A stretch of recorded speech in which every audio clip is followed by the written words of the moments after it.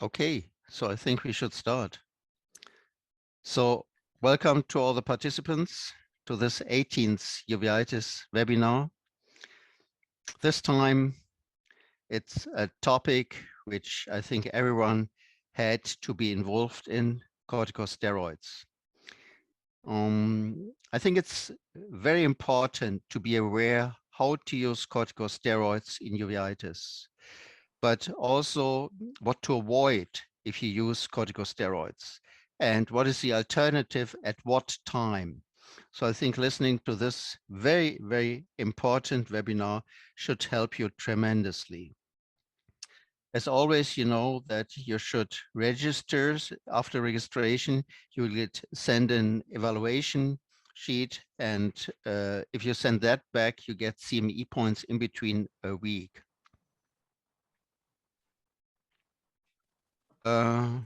Sorry, there was already. Okay, so I will moderate this, and I think we start with Jean Duchesne from Canada, topical and injected corticosteroids. So enjoy this webinar, please. Hello, Manfred. Hello, everyone. So let me share my screen.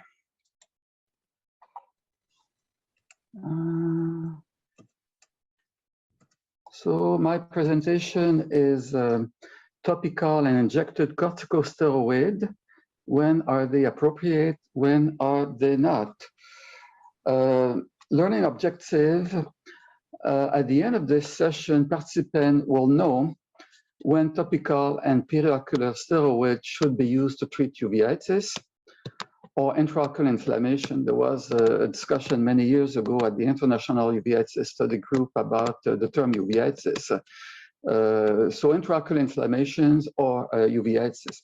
So what steroid-related complication limit the use of topical and periocular steroid for uveitis? Jean, sorry to interrupt you, but you have to share your screen. We don't see your slides. Oh, you don't see my slide? That's funny. Can you try again? Yeah, I'll try again. Let me go back to the webinar. Zoom webinar. Screen. New share. It says I'm sharing. Yes. So here, that's my presentation. You see it now, Manfred? Yes, now we see that. Can you go back to your first slide, probably? I'll go back to my first slide. Yes, so basically, topical and injected corticosteroid, when are they appropriate and when they are not? So at the end of this talk, people, the ophthalmologists, should know when topical steroid should be used and when they should not be used. What steroid-related complication limit the use of topical and the periocular corticosteroid? And also when patient benefit from additional systemic therapy for uveitis. So topical and injected corticosteroid are quite important in the treatment of uveitis. It's very important to have a rapid control of the intraocular inflammations to help prevent the complication of uveitis, like the posterior synechia, the uveitic macular edema, the cataract. Often, if you treat correctly the patient with uveitis, you will prevent the early onset of cataract. Of course, corticosteroids do cause posterior subcapsular cataract, but they can also prevent the early onset of cataract. And it's important to treat rapidly with topical and possible injected corticosteroid to prevent chronic inflammation. So for the anterior chamber inflammation, it's very important to treat with topical corticosteroid, and this is good for all non-infectious uveitis. When you think about uveitis, the most important questions that we should have is that uveitis an infectious uveitis or non-infectious uveitis? So here you see the cells in the anterior chamber, and there's a movement, a convection movement, and the cornea is 35 degrees, the iris is 37. So this is why we have this convection movement in the AC. And when you look at the cells in anterior uveitis, you should not only look at the number of the cells, but also the size of the cells and the movement of the cells. If the cells are not moving, then there's a lot of fibrin. That movement also explains why we have the KPs most of the time in the inferior triangle. So correct use of corticosteroid topical in anterior uveitis will control the symptoms, the pain, the photophobia, will also reduce the complications like posterior synechia, cataract, and macular edema. So corticosteroid topical are used for anterior uveitis, like in this case with an hypopion. The injected, periocular injected corticosteroid or intraocular corticosteroid are used for posterior uveitis or CME-induced macular edema. There's a different strength of topical corticosteroid, the most potent one being the difluprednate, which has an activity of about 60. Some other like fluorometalon 40. However, they don't penetrate as well in the AC. Dexamethasone about 25, potency, loteprednol 25, prednisolone acetate, Predfort about 4. However, we use Predfort most of the time because there is a much better penetration in the aqueous humor of Predfort. As you can see here, you know, this is the peak aqueous concentration, and the topical corticosteroid and the prednisolone acetate here does penetrate the best in the anterior chamber. And this is why we're using Predfort most of the time in anterior uveitis. So the topical corticosteroid in anterior uveitis are the first line of treatment. They are most commonly used in acute anterior non-granulomatous uveitis, like the HLA-B27 related uveitis, and the non-infectious anterior uveitis of all type, like the idiopathic uveitis, sarcoidosis, juvenile inflammatory arthritis, etc.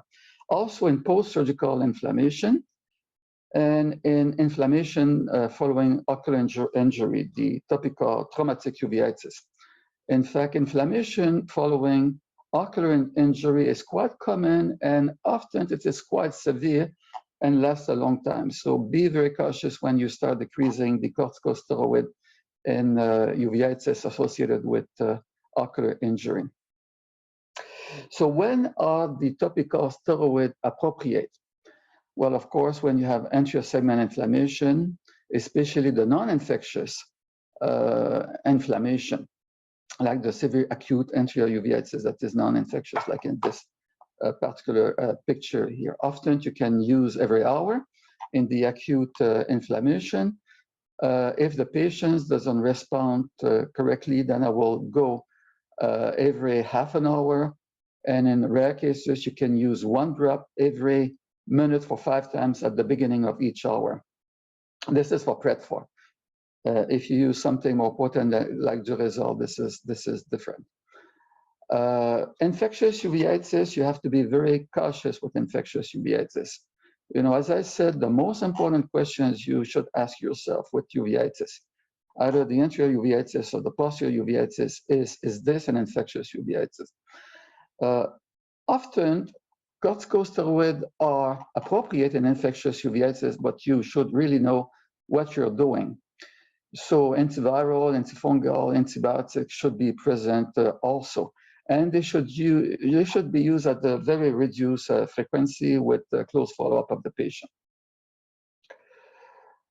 So topical steroid, when are they appropriate? So yeah, infectious disease, herpes simplex virus, varicella virus, CMV, retinitis virus, you could use them, but you have to be cautious. Initial treatment of CME with active uveitis, you know, personally I like to use topical NSAID plus corticosteroid, but that has to be mild, like vision better than 20/40 and not chronic. Also, the topical steroids are an adjunct to systemic immunosuppressive therapy in chronic uveitis and oral corticosteroid treatment. Now, topical steroids do have a lot of adverse effects, like the systemic corticosteroid. This is why often we like to use immune type of treatment. So the use of topical steroid is limited by cataract formations, increase intraocular pressure, glaucoma, secondary infection, and delay healing. So when shall we not use topical corticosteroid? Well, if a patient is really developing a cataract with uncontrolled or chronic inflammation, then we should think of something else rather than topical corticosteroid. In some cases, it's appropriate to continue using the topical corticosteroid, but rarely I'll do it alone. I'll always use something else, like immunomodulatory therapy.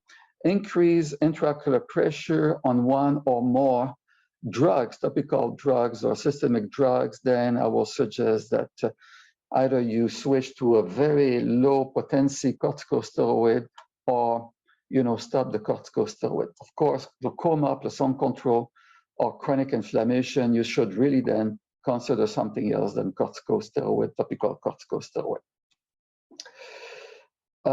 Complication of uveitis costs you and costs the patient. Delaying systemic immunosuppressive therapy will come in the cost of managing complex cataract and glaucoma. So there's an increased cost of care and surgical care of complication related to topical corticosteroid or complicated uveitis. It does increase the burden of treatment for the patient and decrease the quality of life of the patient. So chronic anterior uveitis, delay presentation. So there will be a surgical complication with anterior uveitis, like posterior synechia, port dilatation, papillary membrane, iris fragility, floppy iris, and also the joy of operating on a white cataract. We also have to delay 3 months for surgery when there is a active uveitis. Rarely should we do surgery within 3 months. There must be very rare cases, like if the patient has also a lens-induced uveitis, then it might be appropriate. There's, of course, intraocular pressure issue and glaucoma. And if you don't see the back of the eye, there'll be undiagnosed epiretinal membrane and CME that sometimes need to be treated. Now, you have to be cautious with all corticosteroid in general, but topical steroid in particular, in uveitis of unknown etiology. And if the dilated examination of the posterior segment has not been done. Sometimes I do see patients sent to me for uncontrolled anterior uveitis. And in fact, we dilate the pupil, which haven't been done, and look at the back of the eye. And the diagnosis is made by looking at the back of the eye. So unknown etiology, of course, you have to do lab tests, just X-ray as needed. You have to complete the investigation, and you have to rule out the infectious causes of the anterior uveitis. Syphilis, uveitis, always think about syphilis. Syphilis is still with us. In Montreal, myself, as an ophthalmologist, I will diagnose about 14 syphilis a year, syphilis that were unknown because of the presentation with uveitis, and sometimes with anterior uveitis. So think of syphilis all the time. Syphilis is like herpes simplex. It's a great imitator. Always have syphilis in the back of your mind. Symbiotic retinitis, we don't see that much anymore, but we, at least in Montreal,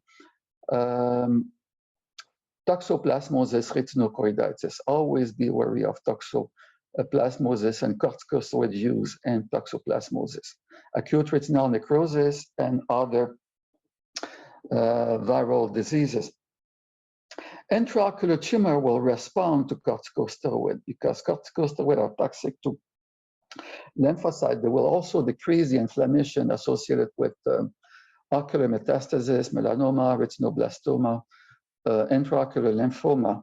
So it's not because your inflammation will go down that those diseases are not ruled out. So always think that that could be a masquerade syndrome that you see.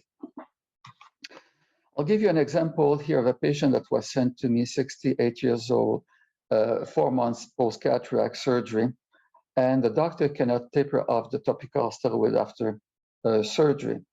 1+ cells in the EC, vision 20/30, dilated exam, capsular white capsule, culture done. You know, it was an infectious uveitis. Always think about infection and uveitis. Now, herpetic keratitis and uveitis, you know, when I have fellows resident with me, I always tell them, if you have a funny corneal lesion, always take the corneal sensation before you put any drops in the eye of the patient. So always think about herpes simplex and anterior uveitis, and especially if there is a non-typical corneal lesion. Of course, this one is very typical here. This is herpes simplex. So herpes simplex can be associated with keratitis, conjunctivitis, scleritis. Make sure that there's no history. And if there is an active corneal infection, you need to have oral antiviral. When shall we not use corticosteroid? Well, they're not very useful in intermediate and posterior uveitis. They're an adjunct to treat the anterior part of the inflammation, but they're not the mainstay of treatment. Macular edema, topical corticosteroids are not that useful. They are an adjunct also. And especially if you have a significant vision loss, less than 20/40, and a duration more than 1 month, don't try to treat that with just topical corticosteroid. Now, risk factor associated with cataract, recurring surgery, and uveitis associated with juvenile inflammatory inflammation, juvenile inflammatory arthritis. So 52 patients associated uveitis. Posterior synechia at presentation was the only significant risk factor of development of cataract needing surgery. There's no difference in the risk of cataract in those treated with periocular steroid or not. However, children treated with methotrexate do better as far as cataract presentation and the treatment of the cataract following surgery. Now, Durezol is a very good, potent corticosteroid, but it's dangerous. You know, I'm very worried when Durezol is being started by somebody else in our hospital, and then they delay to send me the patients. I often will see very high increase in intraocular pressure, like 30 or even over. But it's a very good medication but you have to follow the patient carefully. It's an adjuvant again, and it does really help as an adjuvant to decrease the CME. You know, if you use that long term, you could end up needing glaucoma surgery in those patients. Cataract formation is also much more common with difluprednate, so be very cautious with the use of these potent topical corticosteroids. So local injected corticosteroid, you could have periocular. Some people like to do it on the orbital floor. I don't. I like to do them posterior subtenon like this, and there's also intravitreal corticosteroid that you can use. The mechanism by which locally injected corticosteroid work is not very known. It does decrease the macrophage. However, after 30 days after a single subtenon injection of triamcinolone, corticosteroid is found in all the layers of the eye. The highest concentration being in the choroid and the retinal pigment epithelium. So this is the way I like. More often, my needle will be bent a little bit more toward the upper eyelid. So I like this posterior subtenon injection. Superior is very rapid. It's indicated in moderate to severe or recurrent uveitis. especially if there's no response to the drops after 5 to 7 days. It does help with CME in moderate and severe chronic or vision-threatening uveitis. It does help in pseudophakic patients with active inflammation. Now, when are periocular steroids useful as an adjunct in the early phase of prednisone, by mouth, or immunosuppressive therapy, as an adjunct therapy for episodes of unilateral breakthrough inflammation while on systemic therapy, when the current health status of the patient dictate that oral prednisone cannot be safely used, or in diabetes with uncontrolled blood glucose and hypertension patients with renal disease, gastric ulcer, pregnancy. So they're useful as an adjunct. Can be repeated every 3 to 4 weeks. Myself, I like not to go less than 4 weeks of the periocular injection. The effect is relatively quick in 3-7 days. Most people will give a series of 3 if depending on the response of the inflammation. Myself, I'll go up to 5 injection at 1 month interval. So complication. You know, if it is non-infectious uveitis, 73% of the eye will achieve a complete control of the inflammation. This is from this paper here, periocular corticosteroid injection in uveitis, published in Ophthalmology 2014. By 12 months, the cumulative incidence of 1 or more visits with intraocular pressure above 24 and 30 was 34% and 15%. So you really have to follow your patient closely when you do periocular corticosteroid. Cataract surgery was done within 12 months in about 14% of the patient. And obtaining the remission of inflammation was 69 to 76% after 6 months after the first injection. So eye with anterior uveitis were significantly more likely to gain no active inflammation using corticosteroid. Now, complication: ptosis, strabismus, temporary or permanent, orbital fat atrophy, orbital fat protrusion, and that is limited by the need for repeat injection. Now, intravitreal steroid injection, there's elevated intraocular pressure in 29 to 50% of the patient. Within 1 year, there is a 5-fold increase in rate of progression of cataract, and that increase with multiple injection. This is from this paper here, published by Tempest and Rowe in the British Medical Journal of Ophthalmology in 2013. Now, when shall not we use periocular or intravitreal corticosteroid? So when there's an active systemic disease, which should be treated with oral corticosteroid or immunosuppressive. This is an example of a patient with lupus, better treated with a systemic treatment. You have to be cautious again of infectious or non-infectious uveitis. For example, this is a case of infection. So you should not give periocular corticosteroid or intraocular corticosteroid in cases of infectious uveitis, post-infectious uveitis, especially toxoplasmosis, but also candida, acute retinal necrosis, and syphilis.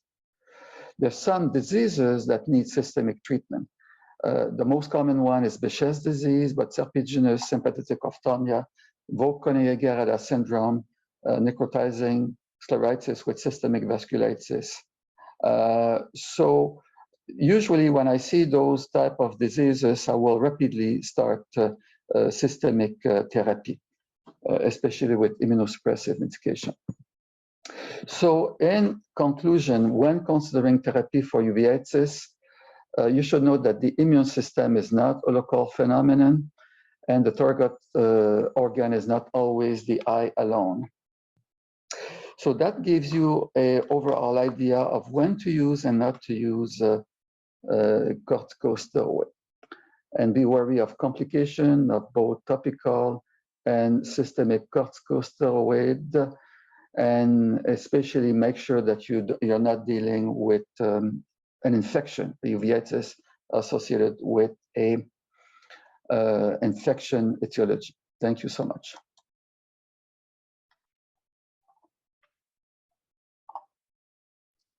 Jean, thanks so much. That was very nice. Can we have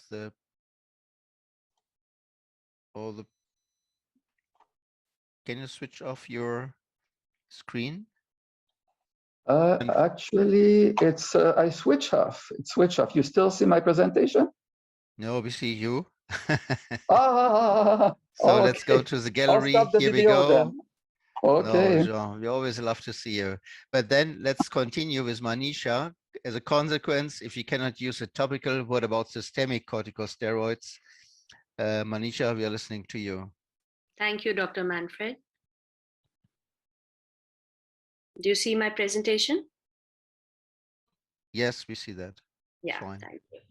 So in the coming few minutes, I would be speaking on systemic corticosteroids, their role in uveitis. So this is a saying by Dr. Debra that no one is allowed to die or go blind without a trial of steroids. And that is very much valid to patients of uveitis. Eye diseases are among the most feared health conditions, and a survey showed that 60% of the people consider blindness as bad as death. Uveitis is a potentially sight-threatening disease, and it may occur due to infection or autoimmune etiology. The treatment of uveitis is evolving with newer drugs and innovative advances in ocular drug delivery systems. The treatment philosophy being that once you have ruled out the infection or malignancy, ocular inflammation is the principal cause of complications in most of the patients. And the control of inflammation is the primary goal. We have to do like a firefighting to control ocular inflammation. The other goals, of course, being an early control of inflammation with minimal side effects, prevent damage to the ocular structures, and prevent long-term visual loss in these patients. As far as the systemic therapy in uveitis is concerned, we have an induction phase, which is the initial phase of control of active inflammation, applicable to all the cases of inflammation. And we have to do it as quickly as possible. As far as the phase of suppression is concerned, it is primarily applicable to chronic severe diseases requiring long-term suppressive therapy, and that probably is the key to the long-term success and good visual outcomes. As far as the systemic steroids are concerned, they are the first line of therapy in patients with non-infectious ocular inflammatory diseases. And why are they the preferred choice of drugs? Firstly, because they are inexpensive, they're very potent drugs, and they act very fast.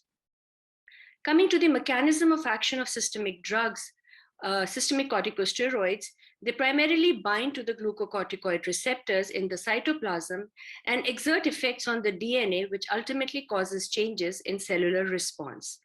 There are several other mechanisms of action of steroids which have been described, like anti-inflammatory and immunosuppressive effects, and they're involving several mechanisms, including they are causing an effect on several cytokines and additional signaling pathways associated with inflammation, vascular permeability, and leukostasis. They're all inhibited. It also tends to inhibit macrophage recruitment, migration, and antigen processing, thereby altering the cell-mediated immunity. It is also said to have some element of a bactericidal activity and also stabilizes the blood-retinal barrier. Now, coming to the indications of systemic steroids, the primary being chronic bilateral diseases beyond the anterior segment, which can well be taken care by topical steroids. Those cases which are resistant to local therapy, the eye diseases associated with any underlying systemic disease, and severe inflammation that is too painful or destructive for vision. As far as the relative contraindications to systemic steroids are concerned, we have diseases which are likely to be exacerbated by steroids, such as a patient who is a diabetic, hypertensive, or having any psychiatric problem. As far as ocular contraindications are concerned, a patient with a history of central serous choroidopathy, probably we would avoid systemic steroids. These, however, underlying comorbidities can be controlled in most of the instances.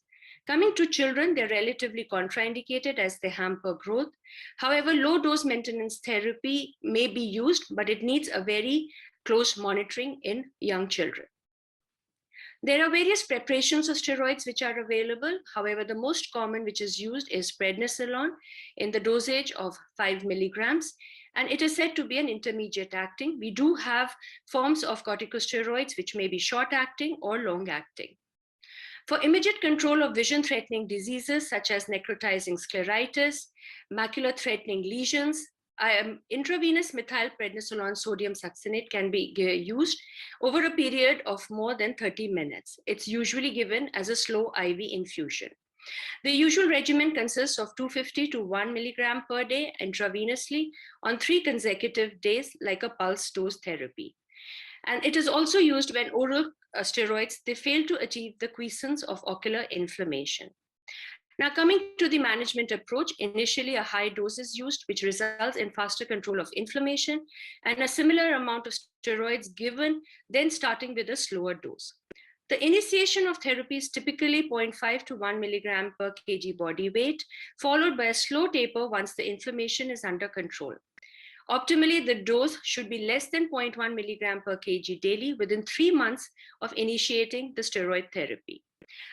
As far as the induction is concerned, it usually starts with 1 mg per kg body weight of prednisolone. We need to reevaluate the patient in 1 to 2 weeks to see if the induction has been achieved, and add immunosuppressive therapy if the patient is not better in 2 weeks' time or the uveitis is still active on a follow-up at 1 month. We can also consider a pulse intravenous therapy for cases which are having a severe disease. Now, this is the usual routine, what we follow, and the tapering schedule that we follow with systemic steroids. So initial dose, we start at 1 mg, and then we usually taper it in the coming few weeks. It does require a very close monitoring, and we need to monitor the blood pressure, the weight of the patient, the blood glucose levels, and they need to be very strictly monitored at least once in 3 months. The lipid profile has to be monitored, and it is preferable to even monitor the bone density within the first 3 months and thereafter annually. Systemic corticosteroids, they would require a supplemental therapy in the form of calcium and vitamin D, and sometimes even the hormonal therapy is advocated. When we have a reactivation while we are doing the tapering of the corticosteroids, we need to observe carefully during the tapering for threshold, particularly near the threshold when we are reaching a dosage of 7.5 mg per day. If there's a mild reactivation, we can double the dose of prednisolone, but if there is a moderate or a severe reactivation, then probably it's better to return to 1 mg per kg body weight dosage as in the induction phase. Maintenance therapy for chronic diseases, long-term oral corticosteroids can be an option for severe diseases if the suppressive dose is 10 mg per day or less. A lower threshold is required if the patient is developing complications.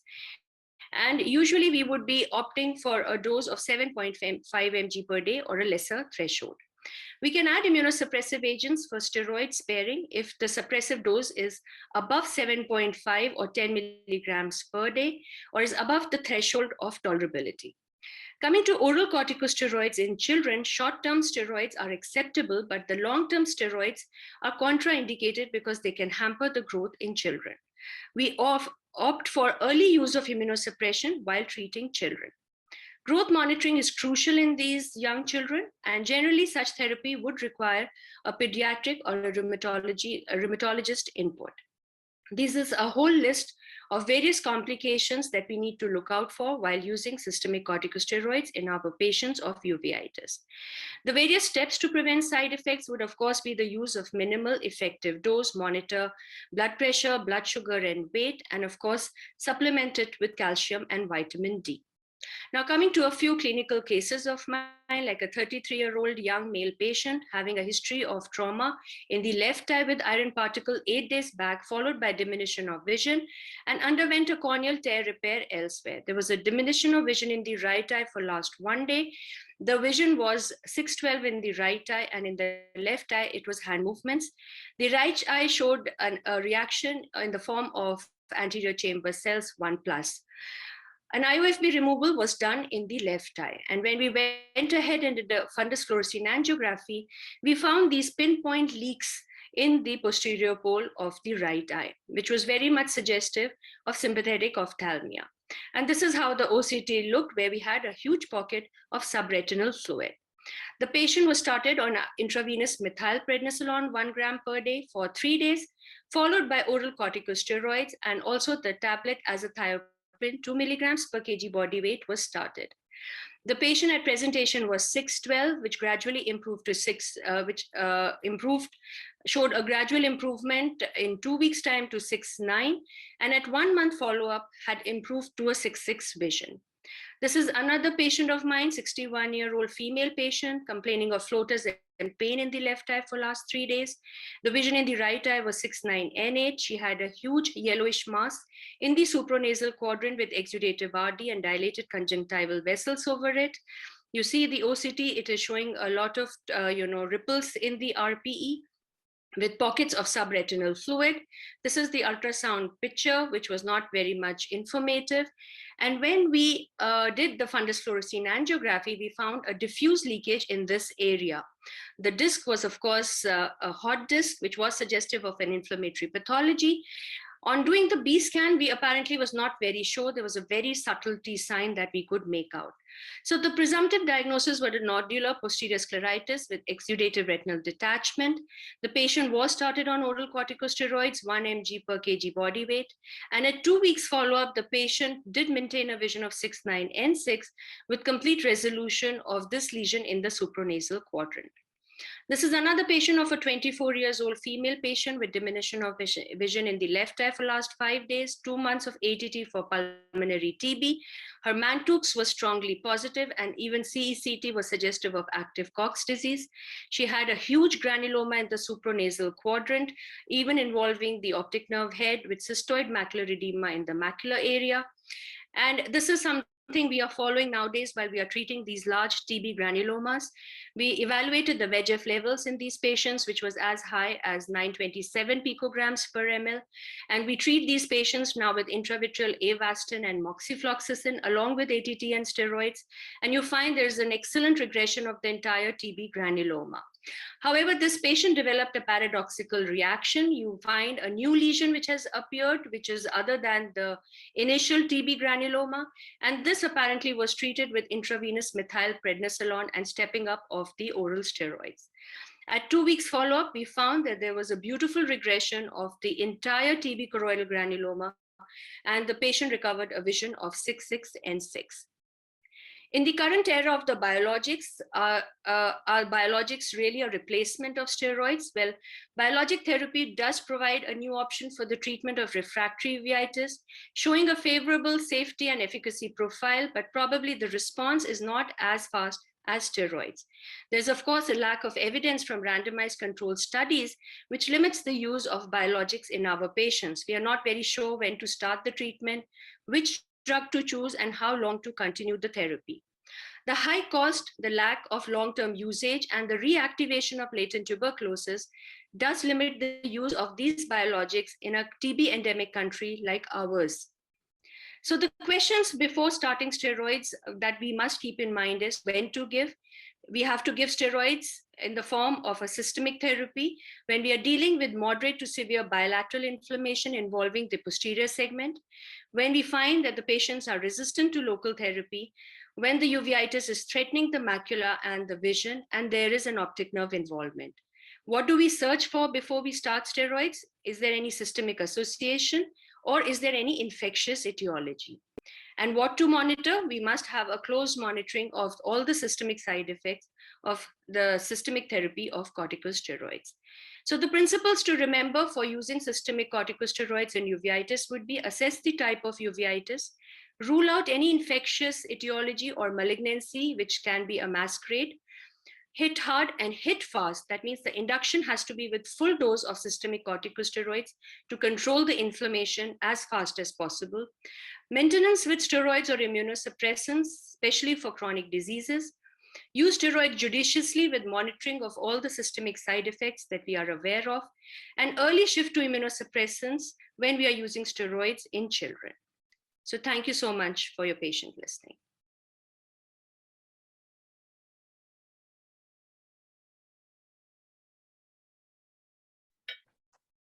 So Manisha, thanks very much. That was very nice. Good. So probably if you have questions, put them to the questions and answers.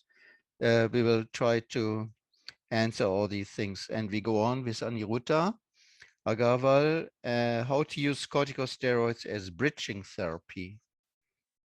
Aniruddha? Hello, everyone. Greetings. My name is Aniruddha Agarwal, and I'm at Cleveland Clinic, Abu Dhabi. So I hope my slides are visible.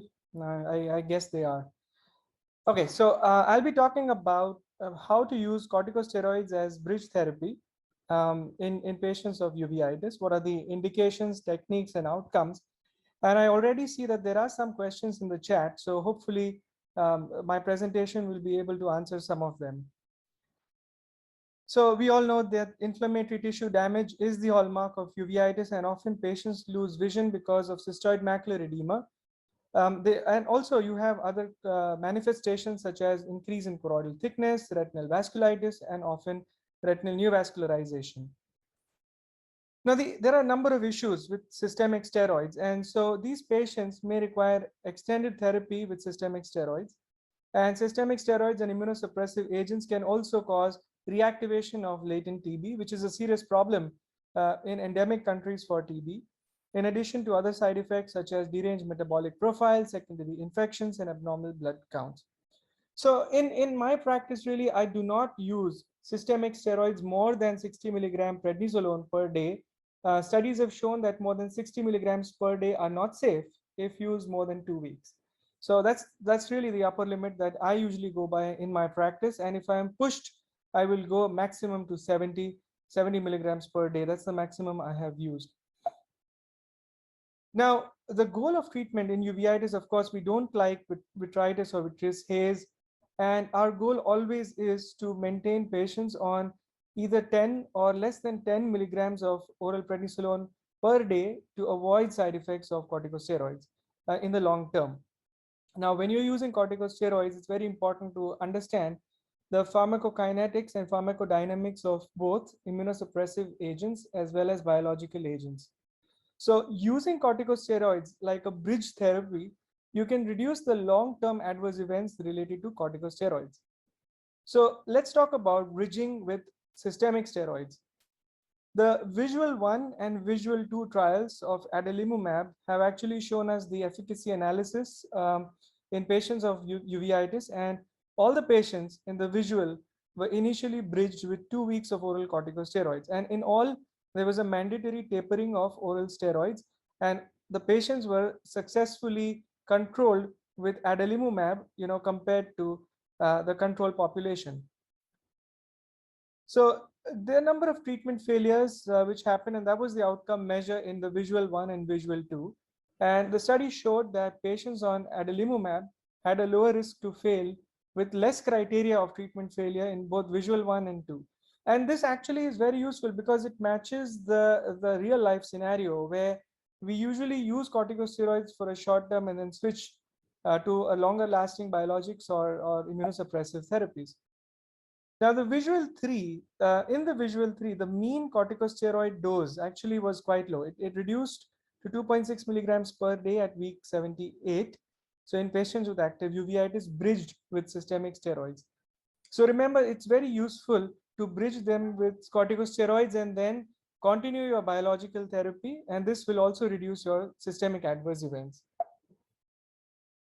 So compared to methotrexate, azathioprine, and mycophenolate, remember, both infliximab and adalimumab have faster onset of action. So in fact, there's a question on the chat asking, would intravenous infliximab act as fast as methylprednisolone? Probably not so fast, but definitely faster to systemic immunosuppressives like methotrexate. Some studies have shown that adalimumab and infliximab may have onset of action within 2 weeks or as early as within 72 hours to 7 days of initiation of treatment. So if you are really pushed to treat with biological agents, then these drugs can be very fast acting compared to the traditional immunosuppressive agents.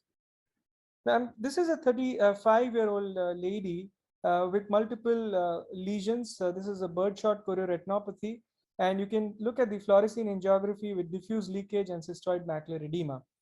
Now, in this patient, the questions are, it's a bilateral vision-threatening disease. This patient has glaucoma with local therapy, and cyclosporin was not tolerated in initiation, and so of course needs a alternate therapy. Now, these are the situations where you need a bridge therapy. So when you're changing from one immunosuppressive agent to another, you need to bridge these patients with active inflammation with steroids for at least till the time your new immunosuppressive agent acts. And these patients may have visual loss because of macular edema, and therefore they will require treatment. Now, in this particular patient, you cannot bridge with local therapy because of glaucoma, so you have to rely on systemic treatment. So the practical considerations, like you have, this is the patient with baseline macular edema, and this is at 4 weeks, and at 16 weeks, you see the macular edema is responding.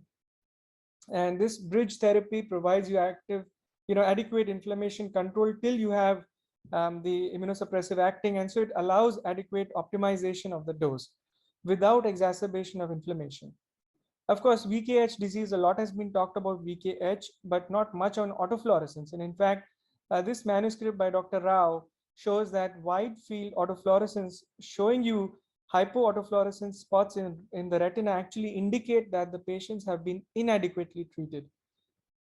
So in conditions such as VKH, any delay in therapy, even weeks after the initial onset, can cause permanent damage. And so you need to probably bridge them with treatments such as intravenous or systemic steroids. The other aspect is bridging with local corticosteroids. And of course, local corticosteroids could be used as adjuncts in choroiditis, could be used in cystoid macular edema, retinal vasculitis and vitritis, and panuveitis, of course, or if you have a suboptimal response to systemic steroids before or at the time of initiation of immunosuppressive agents, or if there is a contraindication to systemic treatment. And nowadays we have a lot of use of local therapies, but it's important to understand when not to use local therapy. So please do not use local corticosteroids when there is a diagnostic uncertainty, or if there is an infection where you're not sure that it's a toxoplasma or a viral lesion, and the results could be disastrous. So I also do not advocate local therapy if the media is not clear for any reason, whether it's a severe vitritis, there could be a retinitis lesion hiding somewhere, or if there is a dense cataract and there is no view. Also conditions such as exudative retinal detachments, choroidal detachments with low IOP, or of course ocular contraindications, please do not use local therapies. Now, local Ozurdex or an intravitreal implant of dexamethasone can be very easily used in patients of cystoid macular edema.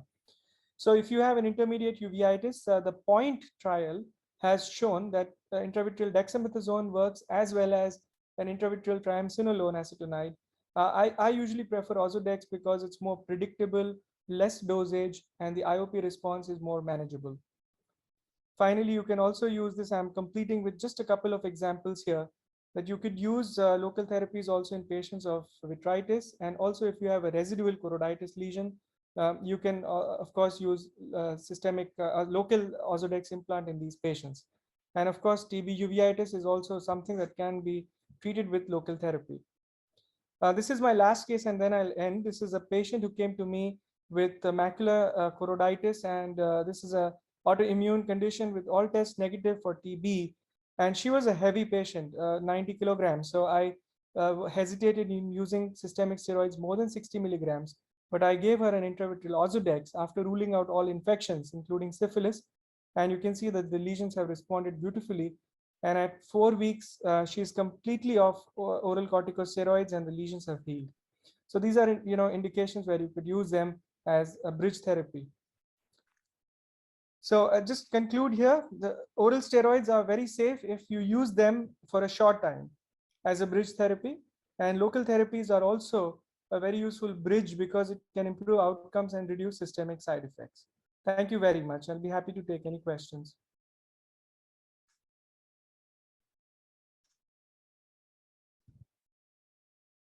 So Aniruddha, thanks very much for this very short, very clear presentation.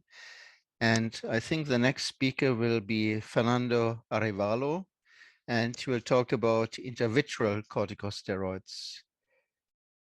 Thank you so much, Manfred. And I'd like to thank you and Vishali, Mark, and the International Uveitis Study Group for the kind invitation and the opportunity to speak about intravitreal corticosteroid therapy. There will be a little bit of overlap with the wonderful talks that we just heard, but this is always the key to learning. Let's see. These are my financial disclosures.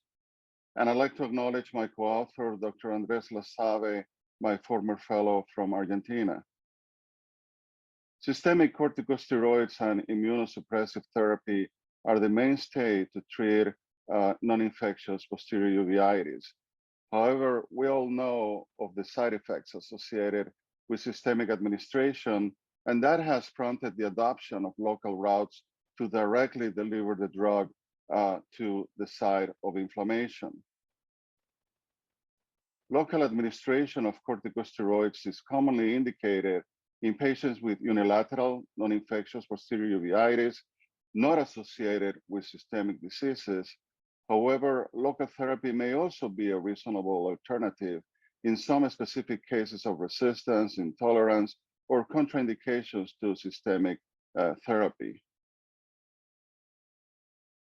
Corticosteroids administered locally include the triamcinolone acetonide injections, the dexamethasone implant, and the different options in terms of fluocinolone acetonide implants. So let's talk about triamcinolone acetonide. It has been for a long time the most commonly used corticosteroid for the treatment of unilateral refractory uveitic macular edema. You can see an example here from one of our studies that showed the macular edema resolution, and it seems to be very effective. And the main advantage of intravitreal triamcinolone is a very rapid delivery of a high concentration of this very potent corticosteroid to the posterior segment with very rapid effect. We published a series of cases at 24 months of follow-up comparing intravitreal bevacizumab and intravitreal triamcinolone for non-infectious uveitic cystoid macular edema. And we can see here that with both therapies, visual acuity improved a little bit favoring triamcinolone acetonide. The central macular thickness decreased in both groups.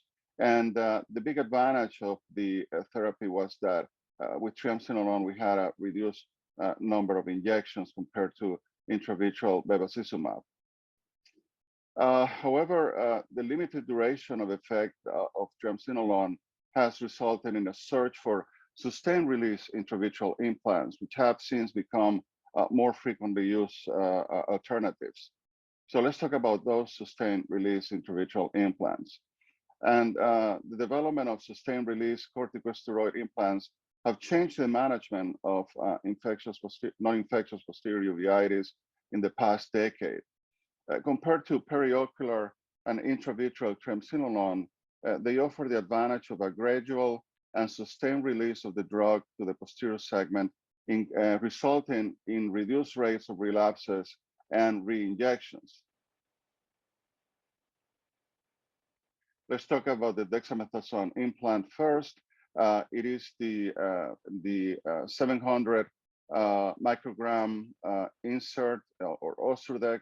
Is an intravitreal biodegradable implant approved for the treatment of macular edema secondary to non-infectious posterior uveitis. And it has about 12 times higher anti-inflammatory potency than triamcinolone. And due to its high solubility in water, it can achieve high concentration in the vitreous cavity. This is a study that led to the approval by the FDA. Here, eyes treated with 700 micrograms of dexamethasone as an implant showed a significant improvement in vitreous haze, best corrected visual acuity, and central retinal thickness compared to sham. This is the design of the study comparing 700 micrograms to 350 micrograms of the dexamethasone implant, and sham, 229 patients were included here. And in patients with non-infectious intermediate and posterior uveitis, one injection of the implant significantly improved intraocular inflammation and visual acuity. That was for 6 months in the study.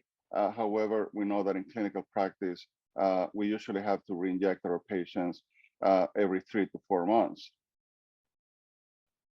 Again, of visual acuity, the big gainers, 15 letters or more from baseline, was seen in a significantly more number of eyes in the dexamethasone implant groups than the sham group.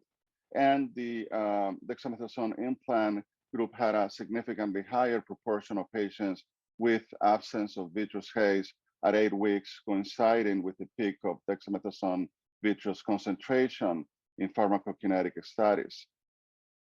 Here's from the study showing that the percentage of eyes with vitreous haze a score of 0 at week 8, with the implant much higher percentage of eyes than with sham. And this is the number of eyes with at least 15-letter increase in best corrected visual acuity through weeks 26. Again, much higher percentage of eyes with the implants compared to a sham. The percentage of eyes with IOP rise was about 7%, and compared to 4% for sham. And the incidence of cataract reported in phakic eyes was 15% with the dexamethasone implant and 7% with sham. This is a graph that demonstrates the same data for IOP through the 26 week of a study. The percentage of eyes in the dexamethasone 700 microgram group requiring IOP lowering medications was about 23%. Annie alluded to this study, the POINT trial, that very nicely compared the effectiveness of 40 milligrams periocular triamcinolone to 4 milligrams of intravitreal triamcinolone and 0.7 milligrams of intravitreal dexamethasone implant to treat non-infectious posterior uveitic macular edema over a 6 months of follow-up. And central retinal thickness and best corrected visual acuity were significantly improved. Here we see in the graph, however, that the extent of central retinal thickness reduction and best corrected visual acuity gain were significantly higher in the intravitreal groups compared to periocular triamcinolone, and there was no significant difference between the intravitreal triamcinolone and the dexamethasone implant.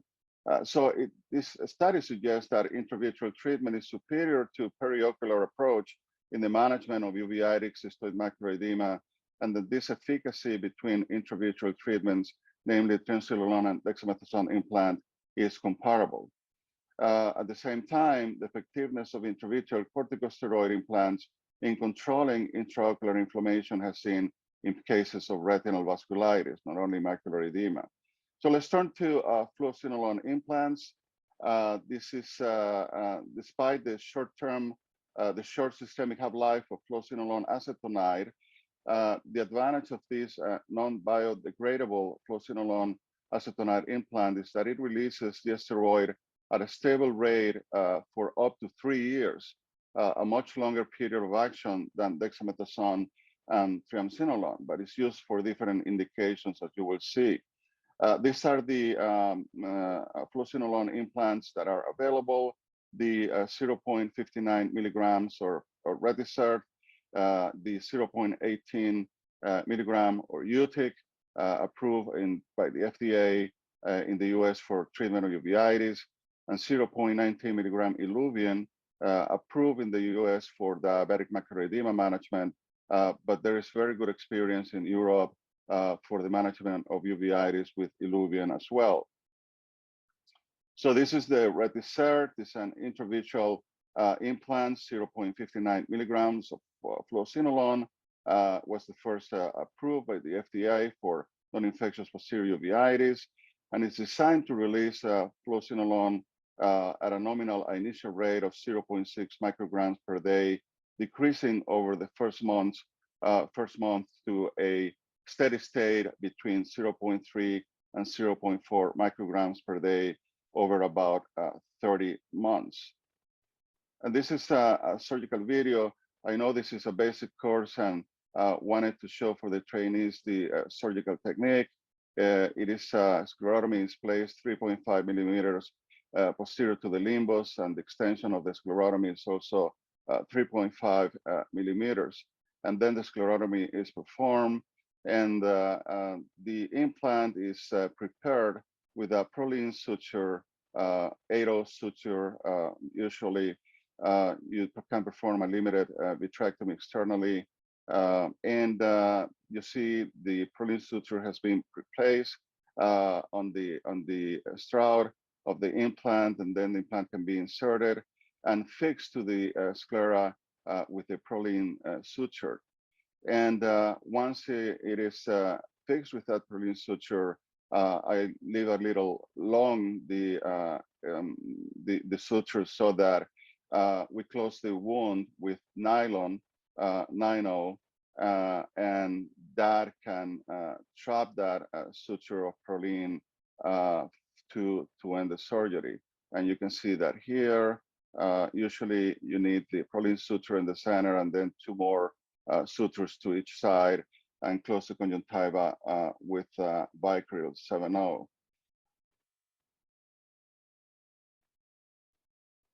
Let's see, advance here. Several studies have shown significant improvement of visual acuity more than 3 years after implantation compared to pre-implantation at baseline in at least 20 to 30% of the patients. This is a very important study, the multicenter uveitis steroid treatment, the MOST trial, that compared the efficacy and safety of systemic corticosteroid plus immunosuppressants when they were indicated, and compared to the fluocinolone implant Retisert. And in 479 eyes with non-infectious posterior uveitis, again, in this study followed for 2 years. And the study showed that both the implant and systemic groups showed improvement in intraocular inflammation, best corrected visual acuity, and control of macular edema at 24 months. There was no difference between groups. However, the control of inflammation at 24 months was more frequent in the implant-treated group than in systemic corticosteroids treated patients. And you can see the percentages there. The MOST trial published another paper on the follow-up at 70 years with 248 eyes that were enrolled. And over the 7-year follow-up, 94% of eyes resolved macular edema with a median time to resolution of 1 year, more than a year, while the cumulative proportion with relapse of macular edema was 43%. Compared to systemic corticosteroids, the hazard for relapse of macular edema was lower in the fluocinolone acetonide group with Retisert within 3 years of implantation, even though the difference was not statistically significant. However, it's important to mention that it was higher, however, with Retisert than systemic group after 3 years after implantation. So once the implant is depleted from fluocinolone, systemic therapy obviously is more effective. I think that if we can plan for reimplantation every 3 years of a new implant, or at least between 3 and 5 years, I think that in local therapy with Retisert is a good option in specific cases, of course. Eyes in the systemic treatment group with resolved macular edema required adjunctive short-acting regional corticosteroid injections at a significantly higher rate than the patients with the implant during long-term follow-up. So the group with systemic therapy was not only systemic, but had only the possibility of being treated with regional steroid injections as well. Since the Retisert implant requires surgical implantation with all the risks that are associated with surgery, new corticosteroids intravitreal implants have been introduced utilizing a simpler delivery method and overcoming these limitations. So namely, the idea is to do injections with fluocinolone acetonide. And the options are the injection of Iluvien or Utic that we already mentioned. They are intravitreally injected through the pars plana with a preloaded applicator with a 25 gauge needle in the office. Both are designed to release fluocinolone acetonide over a 3-year period at a rate of 0.2 micrograms per day, progressively decreasing to 0.1 micrograms per day. And this is, again, for the trainees, the way that injection is given. You take the cap and there's a thrombon that has to be taken out and keep the applicator vertical until you're going to inject and keep the needle in the eye for a couple of seconds to make sure the pellet goes into the eye. And this is very similar to the Ozurdex injection without the click, however. All right. This is a study that showed the 3-year results of the prospective randomized sham injection control clinical trial, analyzing the recurrence rate of uveitis in adults with non-infectious posterior uveitis treated with the fluocinolone acetonide injection compared to the standard of care. And here we can see that the recurrence rate of uveitis was statistically lower in the implant group compared to sham at 6, 12, and 36 months of follow-up. Here, over 36 months of treatment, the cumulative uveitis recurrences were significantly reduced with fluocinolone acetonide compared to sham. You see the difference there. In addition, a decrease in visual acuity from baseline was less common with the implant, and the increase in visual acuity, again, significant gainers, more than 15 letters from baseline, was significantly more frequently seen with the implant than with sham. The centers of field thickness decreased more in the fluocinolone acetonide group compared to sham. IOP was similar in both groups at month 36. The study demonstrated that 0.2 microgram per day intravitreal sustained release of fluocinolone acetonide is a safe and effective treatment for chronic and recurrent non-infectious posterior uveitis, being associated with a substantially lower recurrence rate and longer duration free time compared to the standard of care. In addition, the use of a lower dose of fluocinolone acetonide compared to the dose of Retisert of 0.59 milligrams allows a reduction in the risk of IOP elevation. Given the lack of comparative trials, we cannot say that these injections are better than dexamethasone implant. And in fact, they are given for different indications. And it's important to stress that these implants have been licensed with for different conditions, especially with fluocinolone implant indicated with the objective of preventing relapses and not to treat active inflammation. So it's for a patient that you have little inflammation or inflammation is controlled and you want to avoid relapses. It's different from the dexamethasone implant, which is a better choice when you have active inflammation. The longer anti-inflammatory effect of the low-dose fluocinolone implant compared to the dexamethasone implant makes the fluocinolone acetonide more effective for the prevention of relapses. And finally, in probably a couple of minutes, I'd like to mention the suprachoroidal space with injections of triamcinolone. Is that the future? This is being approved recently as CyPair. More than 1,200 suprachoroidal injections have given in different clinical trials. And I wanted to show you this animation that shows the way the injection is given and how it is distributed circumferentially and posteriorly in the suprachoroidal space. And I also wanted to show you a video of one of the patients that was included in the clinical trial that led to the approval, again, by the FDA for uveitic macular edema. And these are the studies that were done to get the approval. In this study, it was performed to evaluate the safety and efficacy of the suprachoroidal triamcinolone in improving vision in patients with macular edema and non-infectious uveitis. And we can see how patients injected with the suprachoroidal triamcinolone had better visual acuity than control.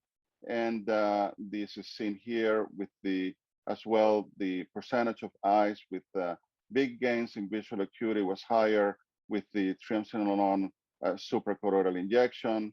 And the Peachtree study demonstrated 11% of patients with increase in IOP.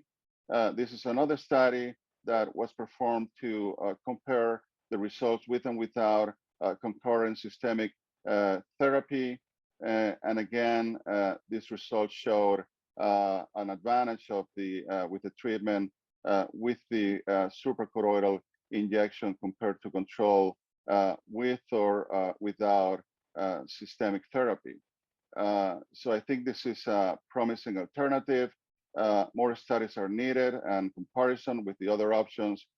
Is this the future? We can discuss that in controversies later on. And finally, an invitation to our Pan American Congress of Ophthalmology, which will be occurring in March 2023 in Buenos Aires, Argentina.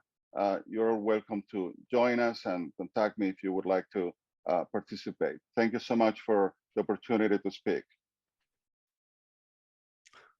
Fernando, thanks very much for this very nice presentation. I've learned a lot. Well, to bring all these things together, we all hear about major positive work of steroids. I think it needs a good doctor, and probably you've heard with all these talks that there can be some faults, unfortunately. So I'm very happy that Zohar Habot-Vilner from Israel accepted our invitation to talk about what you have to know about corticosteroids when you order them. Zohar?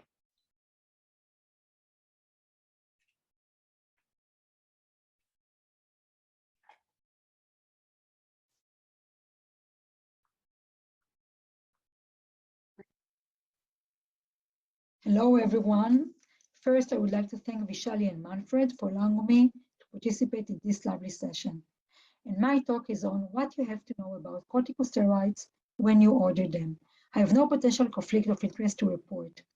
Steroids are divided into corticosteroids and sex steroids. And corticosteroids are further subdivided into mineralocorticoid or glucocorticoid, which is being used in ophthalmology as systemic or local treatments. The treatment goals include fast resolution of ocular inflammation, prevention of complications related to the inflammatory process, and increased interval between possible relapses of the disease. Topical corticosteroids may be given as eye drops, and these include the 1% prednisolone acetate as Pred-Forte suspension, the 0.1% dexamethasone sodium phosphate, the 0.1% dexamethasone alcohol, and the 0.05% difluprednate emulsion. In addition, we have some ointments, and these may include corticosteroid ointments alone or combinations of corticosteroids with antibiotics. Important to note that the efficacy of each preparation depends on drug's potency, the ocular penetration of the drug, and drug's concentration. In addition, dosing frequency also affects the efficacy. Suspensions have tendency to settle down, to agglomerate, and recrystallize over time, and reduce dispersion homogeneity and allow potential dosing inconsistencies. So we need to ask our patients to shake well suspensions before applying this into the eye.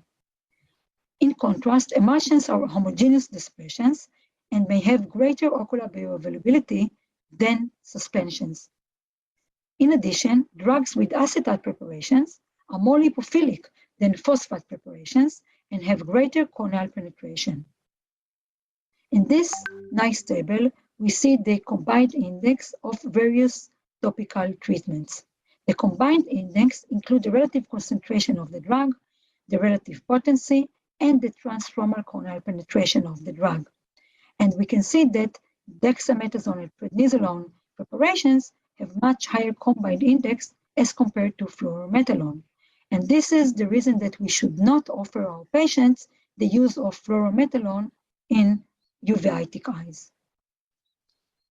A nice study compared between the use of Durezol to Pred Forte in eyes with anterior uveitis and showed that Durezol that was administered 4 times a day was at least as effective as Pred Forte that was given 8 times a day in resolving the inflammatory process. The authors concluded that Durezol provides effective treatment for anterior uveitis. However, it requires less frequent dosing than Pred Forte.